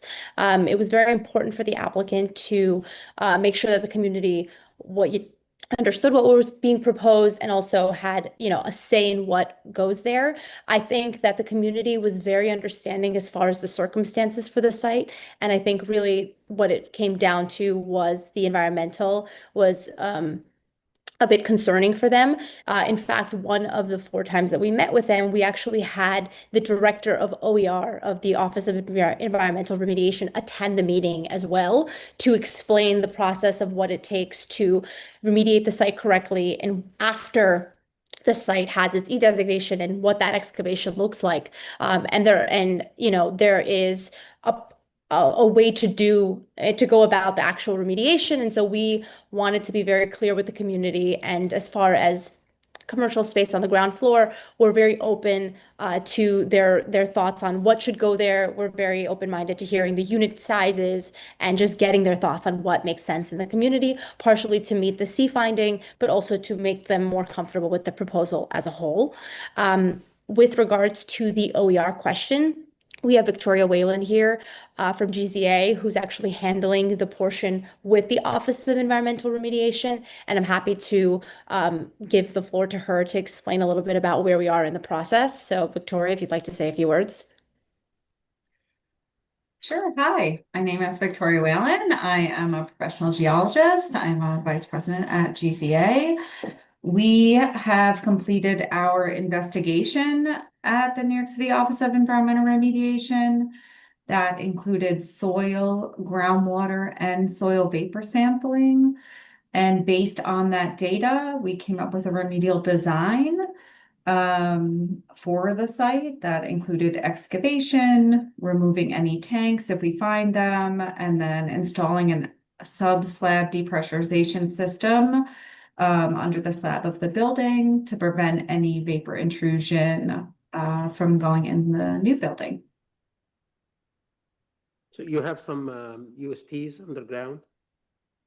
Yeah, the site is a former gas station, and we did do a geophysical investigation here and found some of the tanks that we think were there, but we think we will, sometimes you don't know until you start digging. So we know what we're going to do when we find the tanks that we were able to find, and then we have a contingency plan for proper excavation, cleaning, and disposal if we find additional tanks while we're doing excavation. Okay. Do you have, can you educate us about the extent and the type of contaminants on site, please? I'm sorry? Can you educate us about the extent and the type of contaminants on site? Yeah, sure. Am I able to share my screen? I have some figures, or is that not? You can. Yeah. Oh, okay. I have the investigation figures I can share with you. I think that's helpful when walking through the environmental. So you sample 3 media during your investigation. So first, I'll just show you the soil results. So the soil was actually very clean here at the site. We're doing the excavation based on the building development, not on contamination. There was shallow petroleum contamination here. These depths, this sample show orange and pink. That's things that are over called SVOCs. They're breakdown petroleum products. They all stayed really shallow. We have them in the 0 to 2 sample and a 4 to 6 sample. We're extending this excavation not for petroleum contamination, but for the building. And then, so that's soil. The next thing would be groundwater. Our groundwater results show that the groundwater doesn't have the petroleum contamination from tanks that you may have thought, right? So we have it in shallow soil. It did not extend to groundwater here. These contaminants it's showing are metals, which you typically find in groundwater. It could be from turbidity, not something that we're worried about from the former gas station use.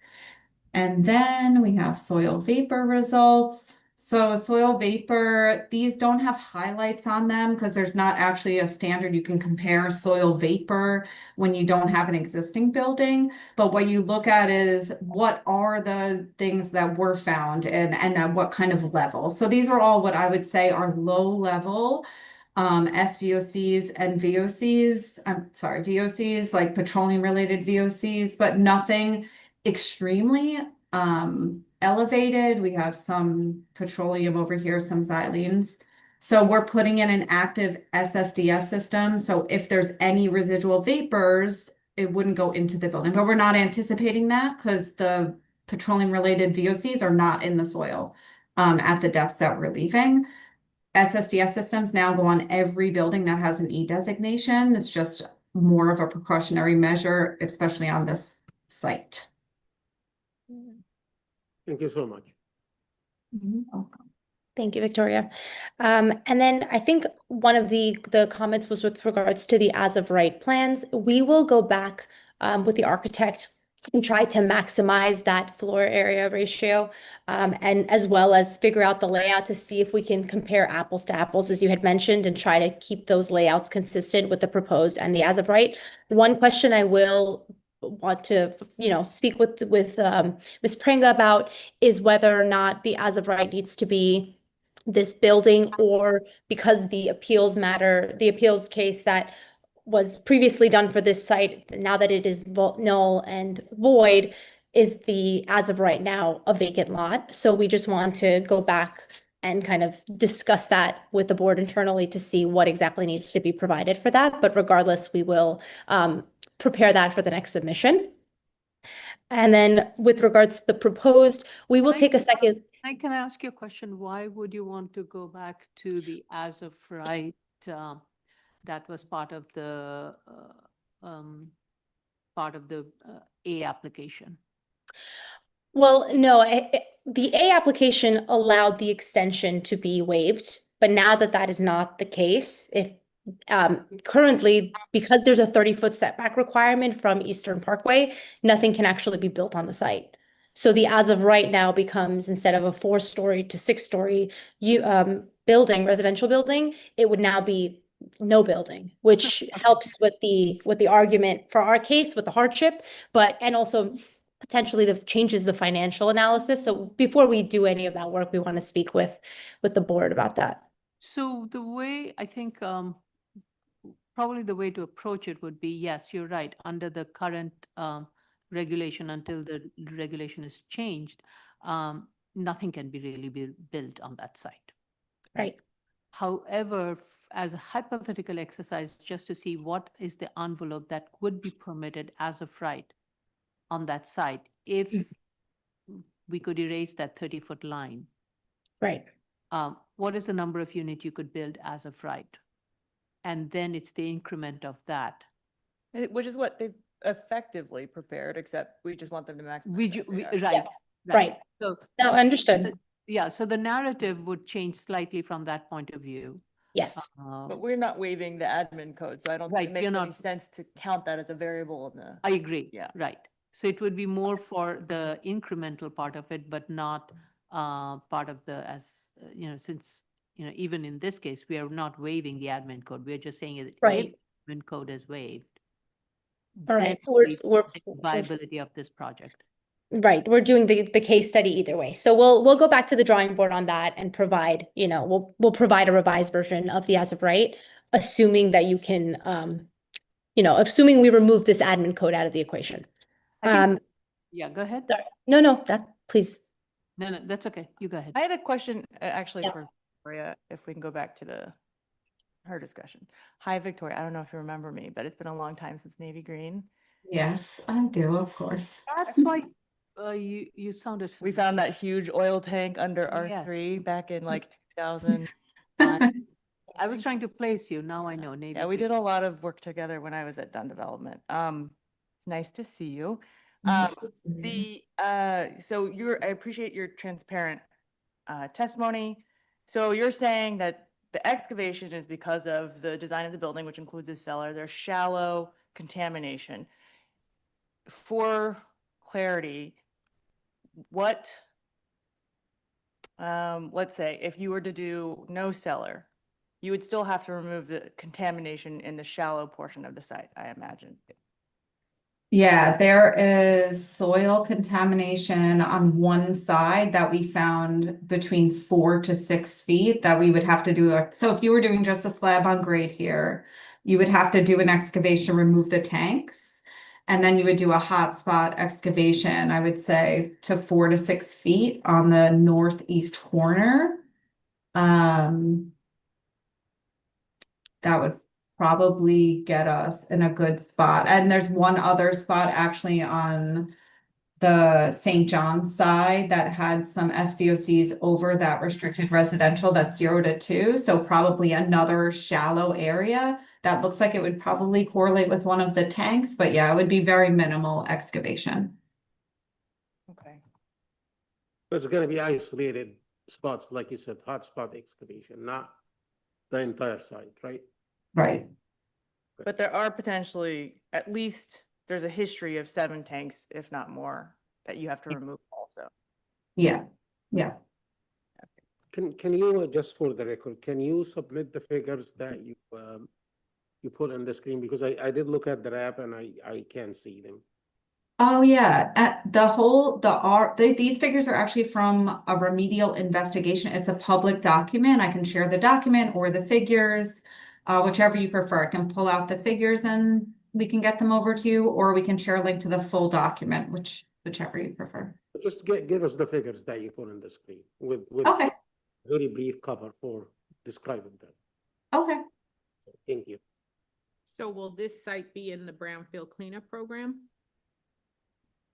The Brownfield Cleanup Program is a New York State DEC program. This is in the E-designation program. When you're in the E-designation program, you get an option to join the Voluntary Cleanup Program, a VCP program, and we are opting into that program. Yeah, so it's a city program, not a state program.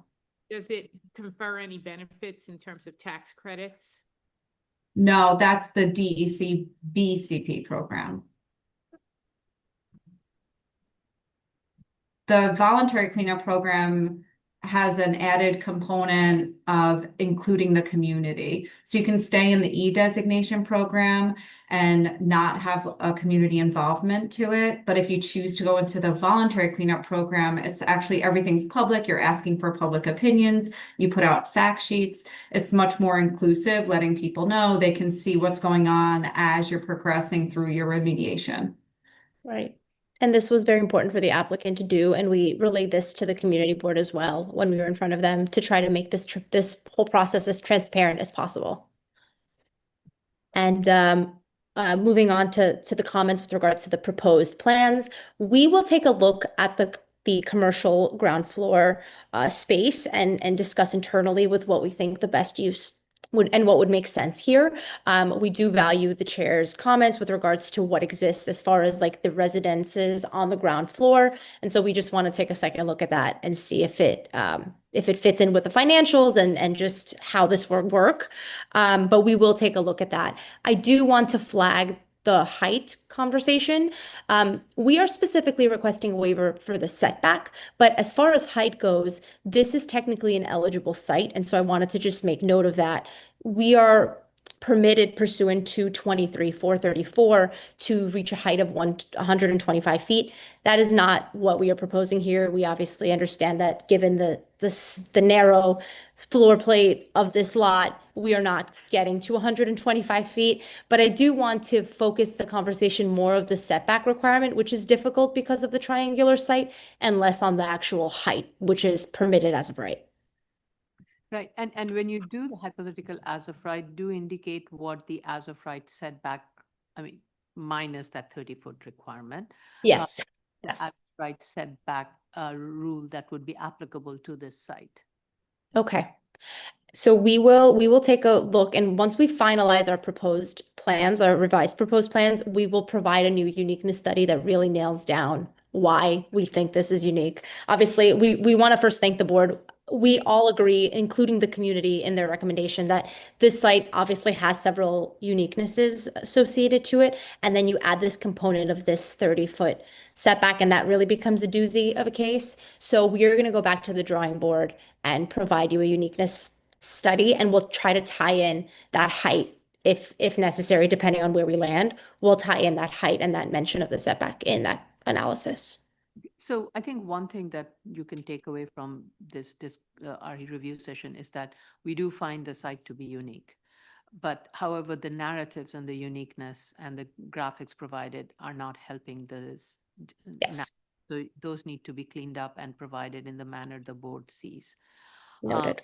Same thing goes with the neighborhood character with regards to the setbacks and the height. There is a very uniform pattern in this neighborhood. So, so you need to kind of provide those, and the graphics needs to show all the setback requirements, height requirements, all of that. I still question the commercial use because yes, so it's tough just because the adjacent site has this commercial spot on St. John's Place. It's a small bicycle shop, and it's not a commercial corridor. You are right about that. But there is commercial kind of sprawled out. And I think the concern was having that apartment, like the ground level apartments. However, we will take a look. We'll take a look at, I just have to tell you that look around the neighborhood. There are some new construction that's been built, and there are ground floor apartments and existing ground floor apartments. So it's not going to be totally outlandish for somebody to, to see it. And yes, you may have to raise it a little bit, maybe, so that the windows are not, but there are ways around it. So I don't see the argument for a commercial use here. Because yes, there are a couple of stores, I saw them, but they look very vacant and closed off. There is an auto repair store next to it, which is not quite your commercial use that you want to use as a justification for your commercial use. So it really becomes very weak, and it's stretching the imagination. So please remove that from the argument and look at ways. You could probably provide combination of a little bit of communities, a common area for Then the rest can be residential. So there are ways of making that work if you want to. And make the footprint of the base much, much bigger. So that I think the concern that we were having and what we're trying to work with is speaking to the efficiency of the building and then, the circulation of how the apartment, and we spoke, and the board had mentioned this during their comments. It was very thoughtful comments, as far as how do we, maximize the livable space, the habitable space, given the constraints of the shape, while also providing just something that's not very difficult to furnish and live in, right? Because we don't want to provide. you need to then Sorry. Yes. explain it graphically to justify why it's not. You have an architect here who has years of experience. Yes. And you need to convince that architect. Will do.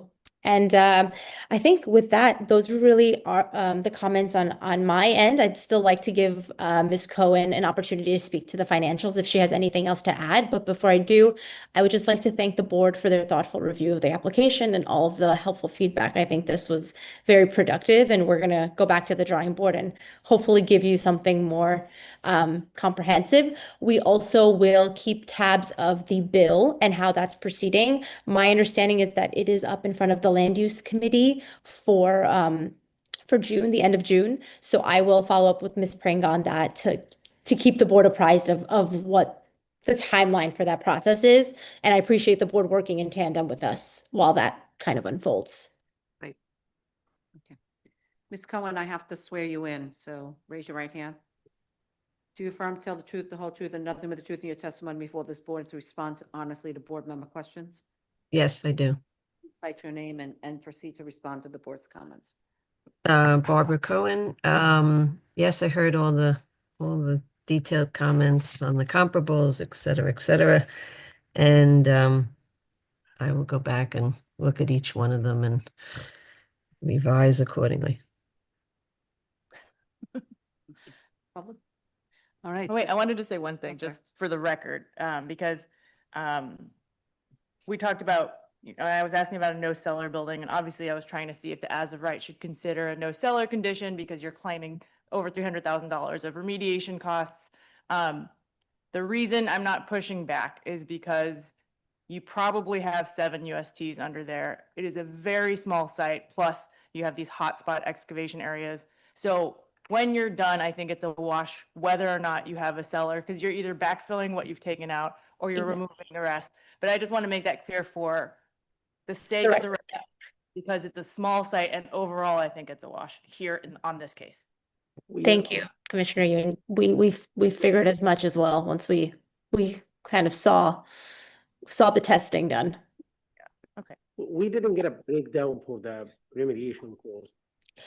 Does that, and I'm not saying provide that, but I'm asking, did the 300,000 and change include cost of excavation / SOE? We did get it, actually. It's in. Oh, I didn't see it. I'll pull it up really quick just so we can all. Thank you. look at it, because it's embedded inside of the financial report and sort of. That's in- correct.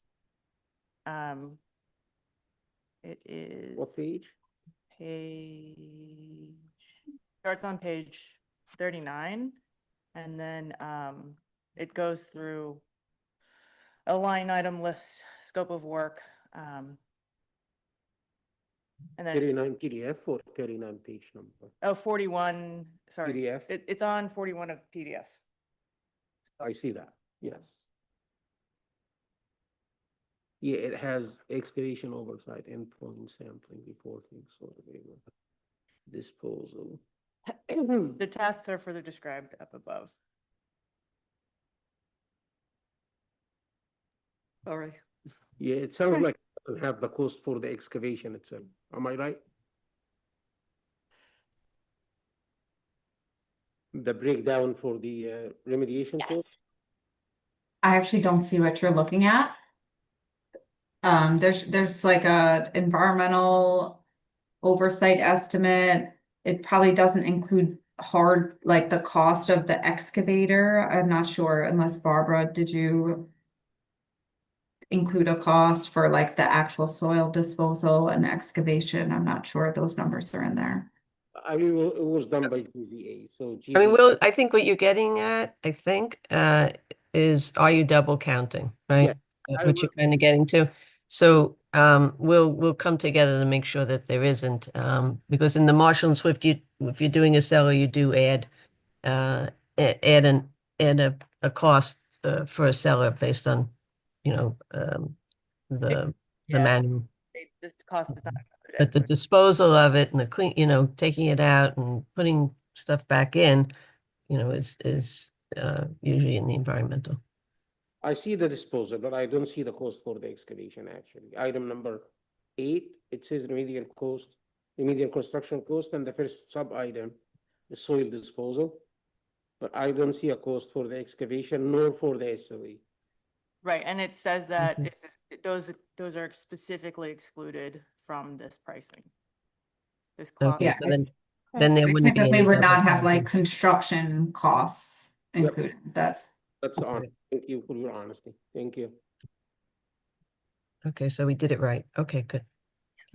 I think that answers my question, if it was excluded, because I was wondering if there was any discounts from the VCP for like soil disposal or hazardous waste disposal removal costs. Discount, Miss Yep. Tracy, it might have some discount, but I don't think it's gonna affect the outcome of the financials. So I don't wanna like Okay. bother asking them submit additional breakdown. So I'm good with that. Thank you. Okay, thanks. We appreciate that. I believe that was really, oh, and Commissioner Yoon, we will remove lot 69 from the plans to just avoid any confusion, and we will remove the old BSA number now that we know that it is null. In fact, should I remove that from my narrative entirely, or should, yes, okay. As well as the Herkimer Williams, I will remove that from the analysis too.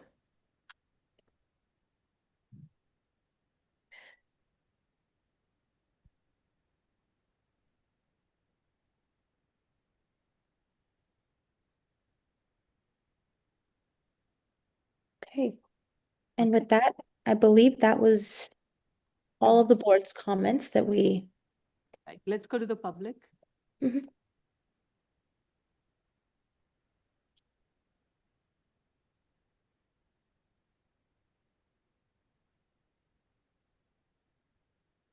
Ms. Matthias, let's go to the public. Yeah, the case that we're currently discussing is 2026-07BZ 1508 Easton Parkway, Brooklyn.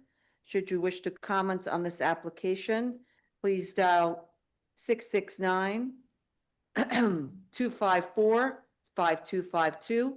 At the prompt, you'll enter the Weber ID number 160-029-5180 and press the pound sign. At the next prompt, you'll press the pound sign only.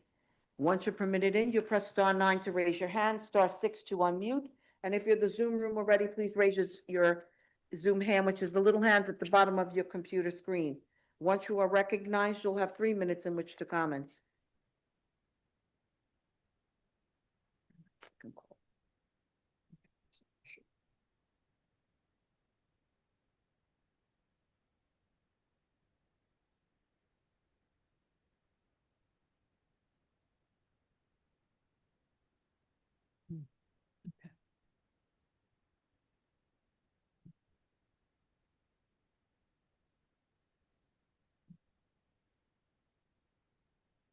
All right, how much time will you need to make these corrections and make a submission? I spoke with the architect before we got on, before the public hearing, and we can get this turned around very quickly. So we'd actually like to, within a month, if possible, to be in front of the board.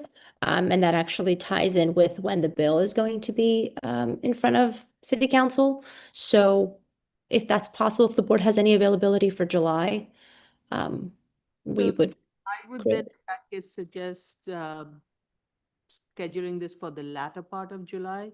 Okay. July 27, 28, with a submission due date of July 14th. I think that could work for us.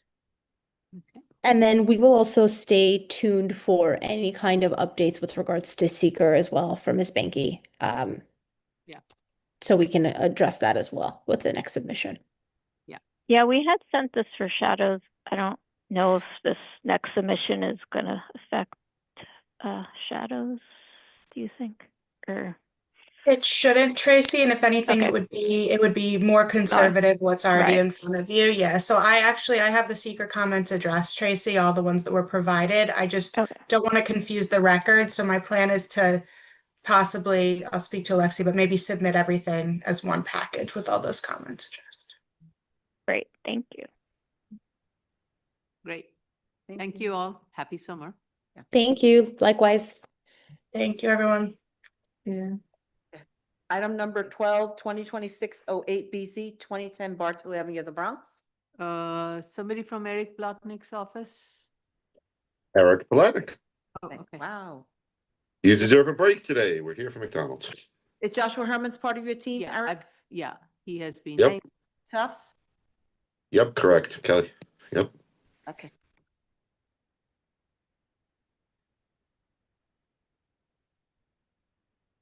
Okay, Kelly Tufts.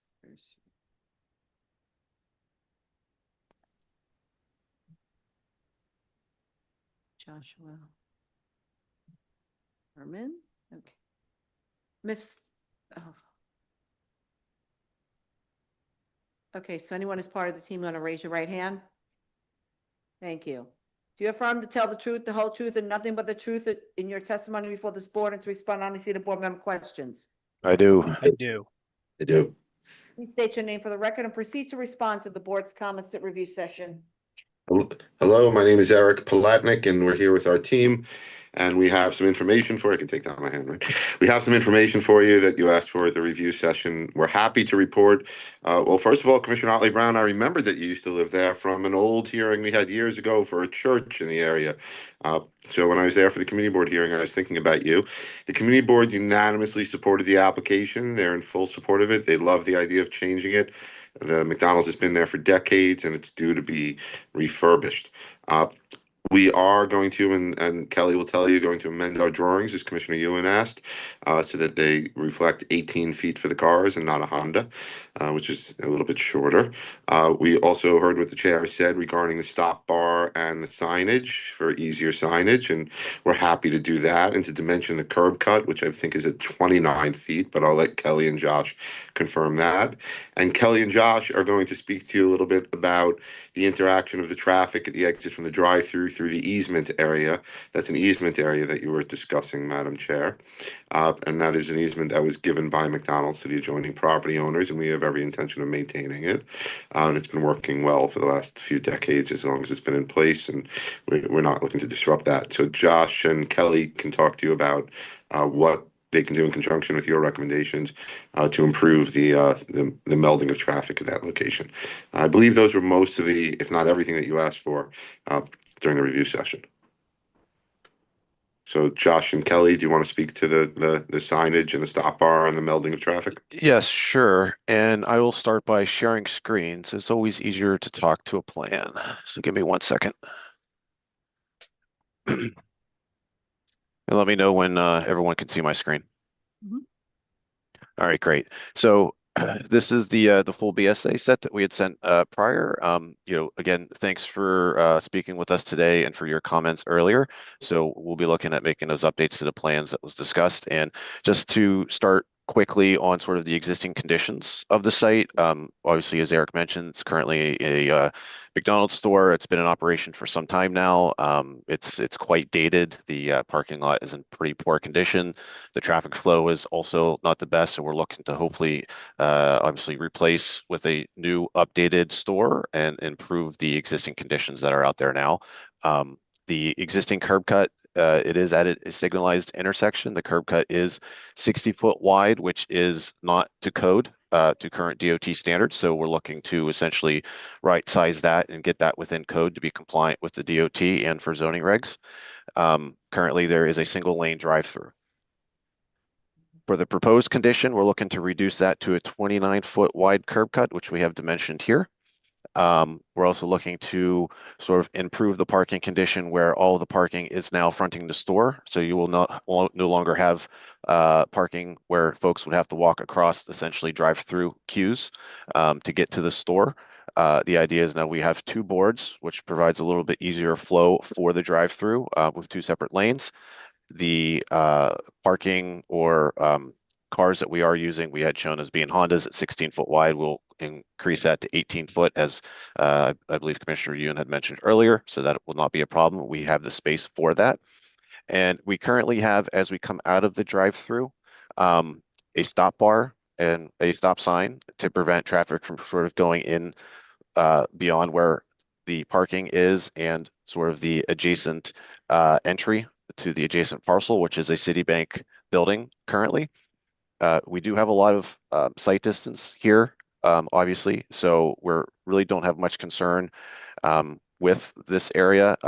Obviously, we can't add any additional stop bars within the Citibank parcel, but I will note that Citibank has 2 additional curb cuts that allows them to access Bartow. So therefore, this access into our site is essentially a tertiary access. And then maybe Josh, I'll pass it off to you to make any other comments with traffic navigation and whatnot. Yeah, thank you, Kelly. So yeah, just following up on what Kelly was just saying regarding the drive-through entrance and exit. As he was saying, there's adequate site visibility just for when you're stopped at that stop sign, exiting the drive-through. You could see people who are coming in from the driveway. You could also see people who are coming from the neighboring property to the east. So site distance wouldn't be an issue.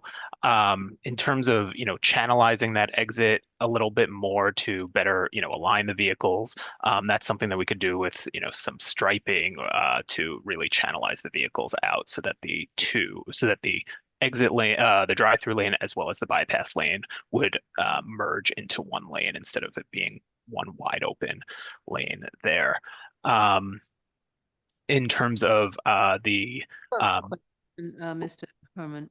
Yes, This easement, is it a two-way? it is a two-way easement. Yes. So I think it would be very helpful if we can clearly demarcate that it's a two-way. So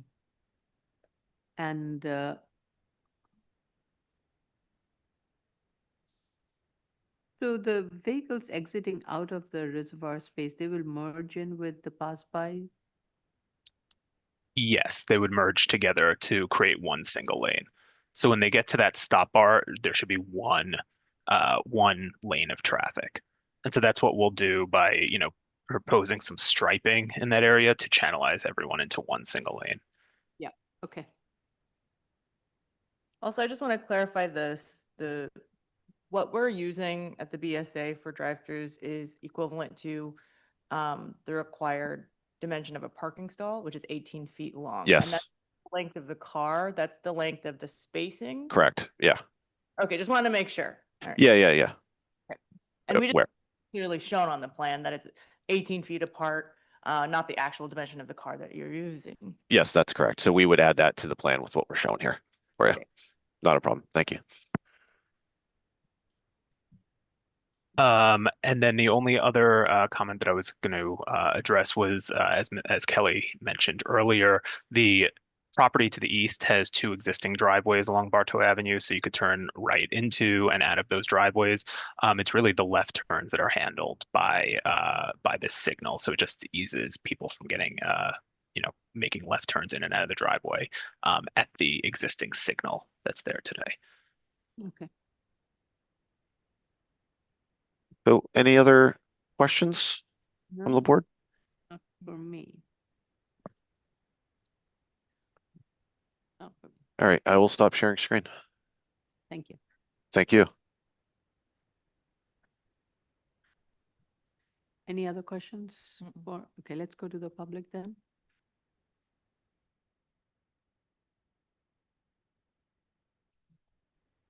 We're going to the public, Tracy. Thank you, Tracy. The case that we're currently discussing is 2026-06 BZ 2010 Bartow Avenue, the Bronx. Should you have any comments for this application, dial 669-254-5252. At the prompt, shown to the webinar ID number 160-029-5180 and press the pound sign. At the next prompt, you press the pound sign only. Once you're permitted in, you press *9 to raise your hand, *6 to unmute. If you're calling in on the phone, and if in the Zoom room already, please raise your Zoom hand, which is the little hand at the bottom of your computer screen. Once you're recognized, you'll have 3 minutes in which to comment on this application.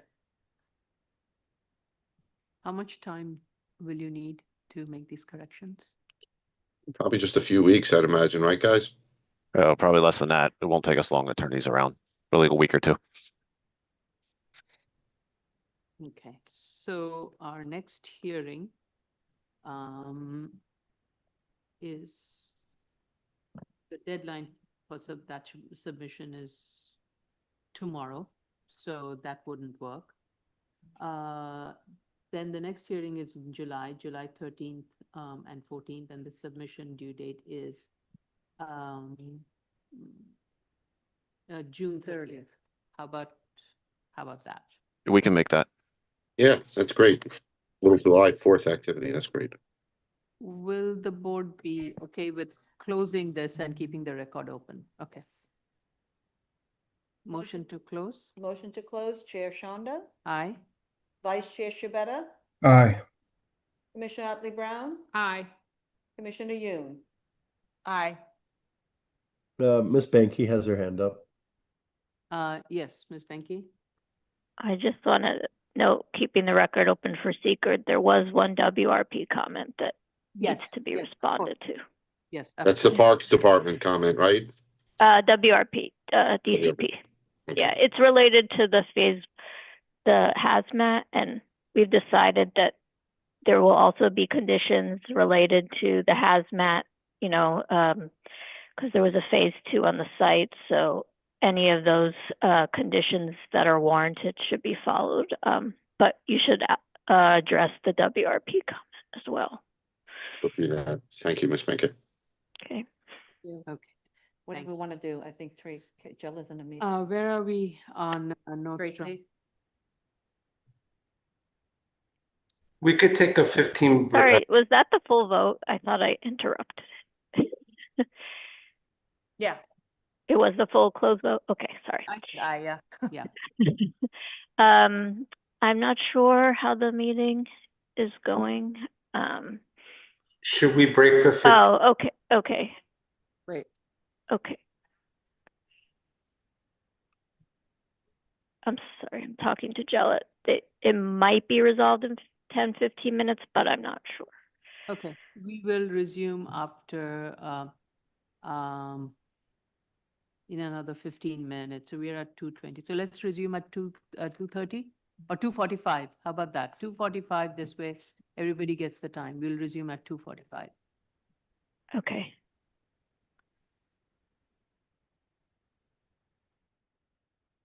Mic's off.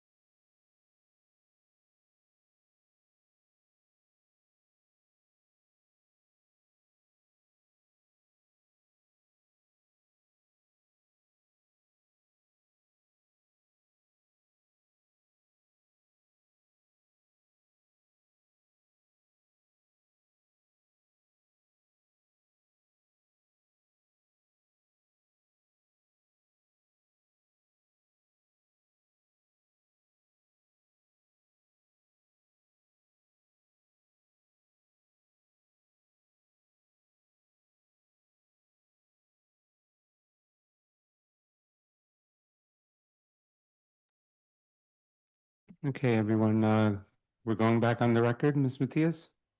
Let me put my camera on. Hold on. Yes. Good afternoon. We're back on the record for the public hearing of June 2nd, 2026. We are recalling item number 4 from yesterday's calendar, 16-12BZ, Volume 4, 184 Nostrand Avenue, Brooklyn. Okay, unfortunately, we have to adjourn this. ED is state national secret. So, I continue hearing with the other side. Thank you. Sorry about this. Thank you, everyone, for your patience. So this concludes the public hearing for June 2nd, 2026. Thank you, one and all.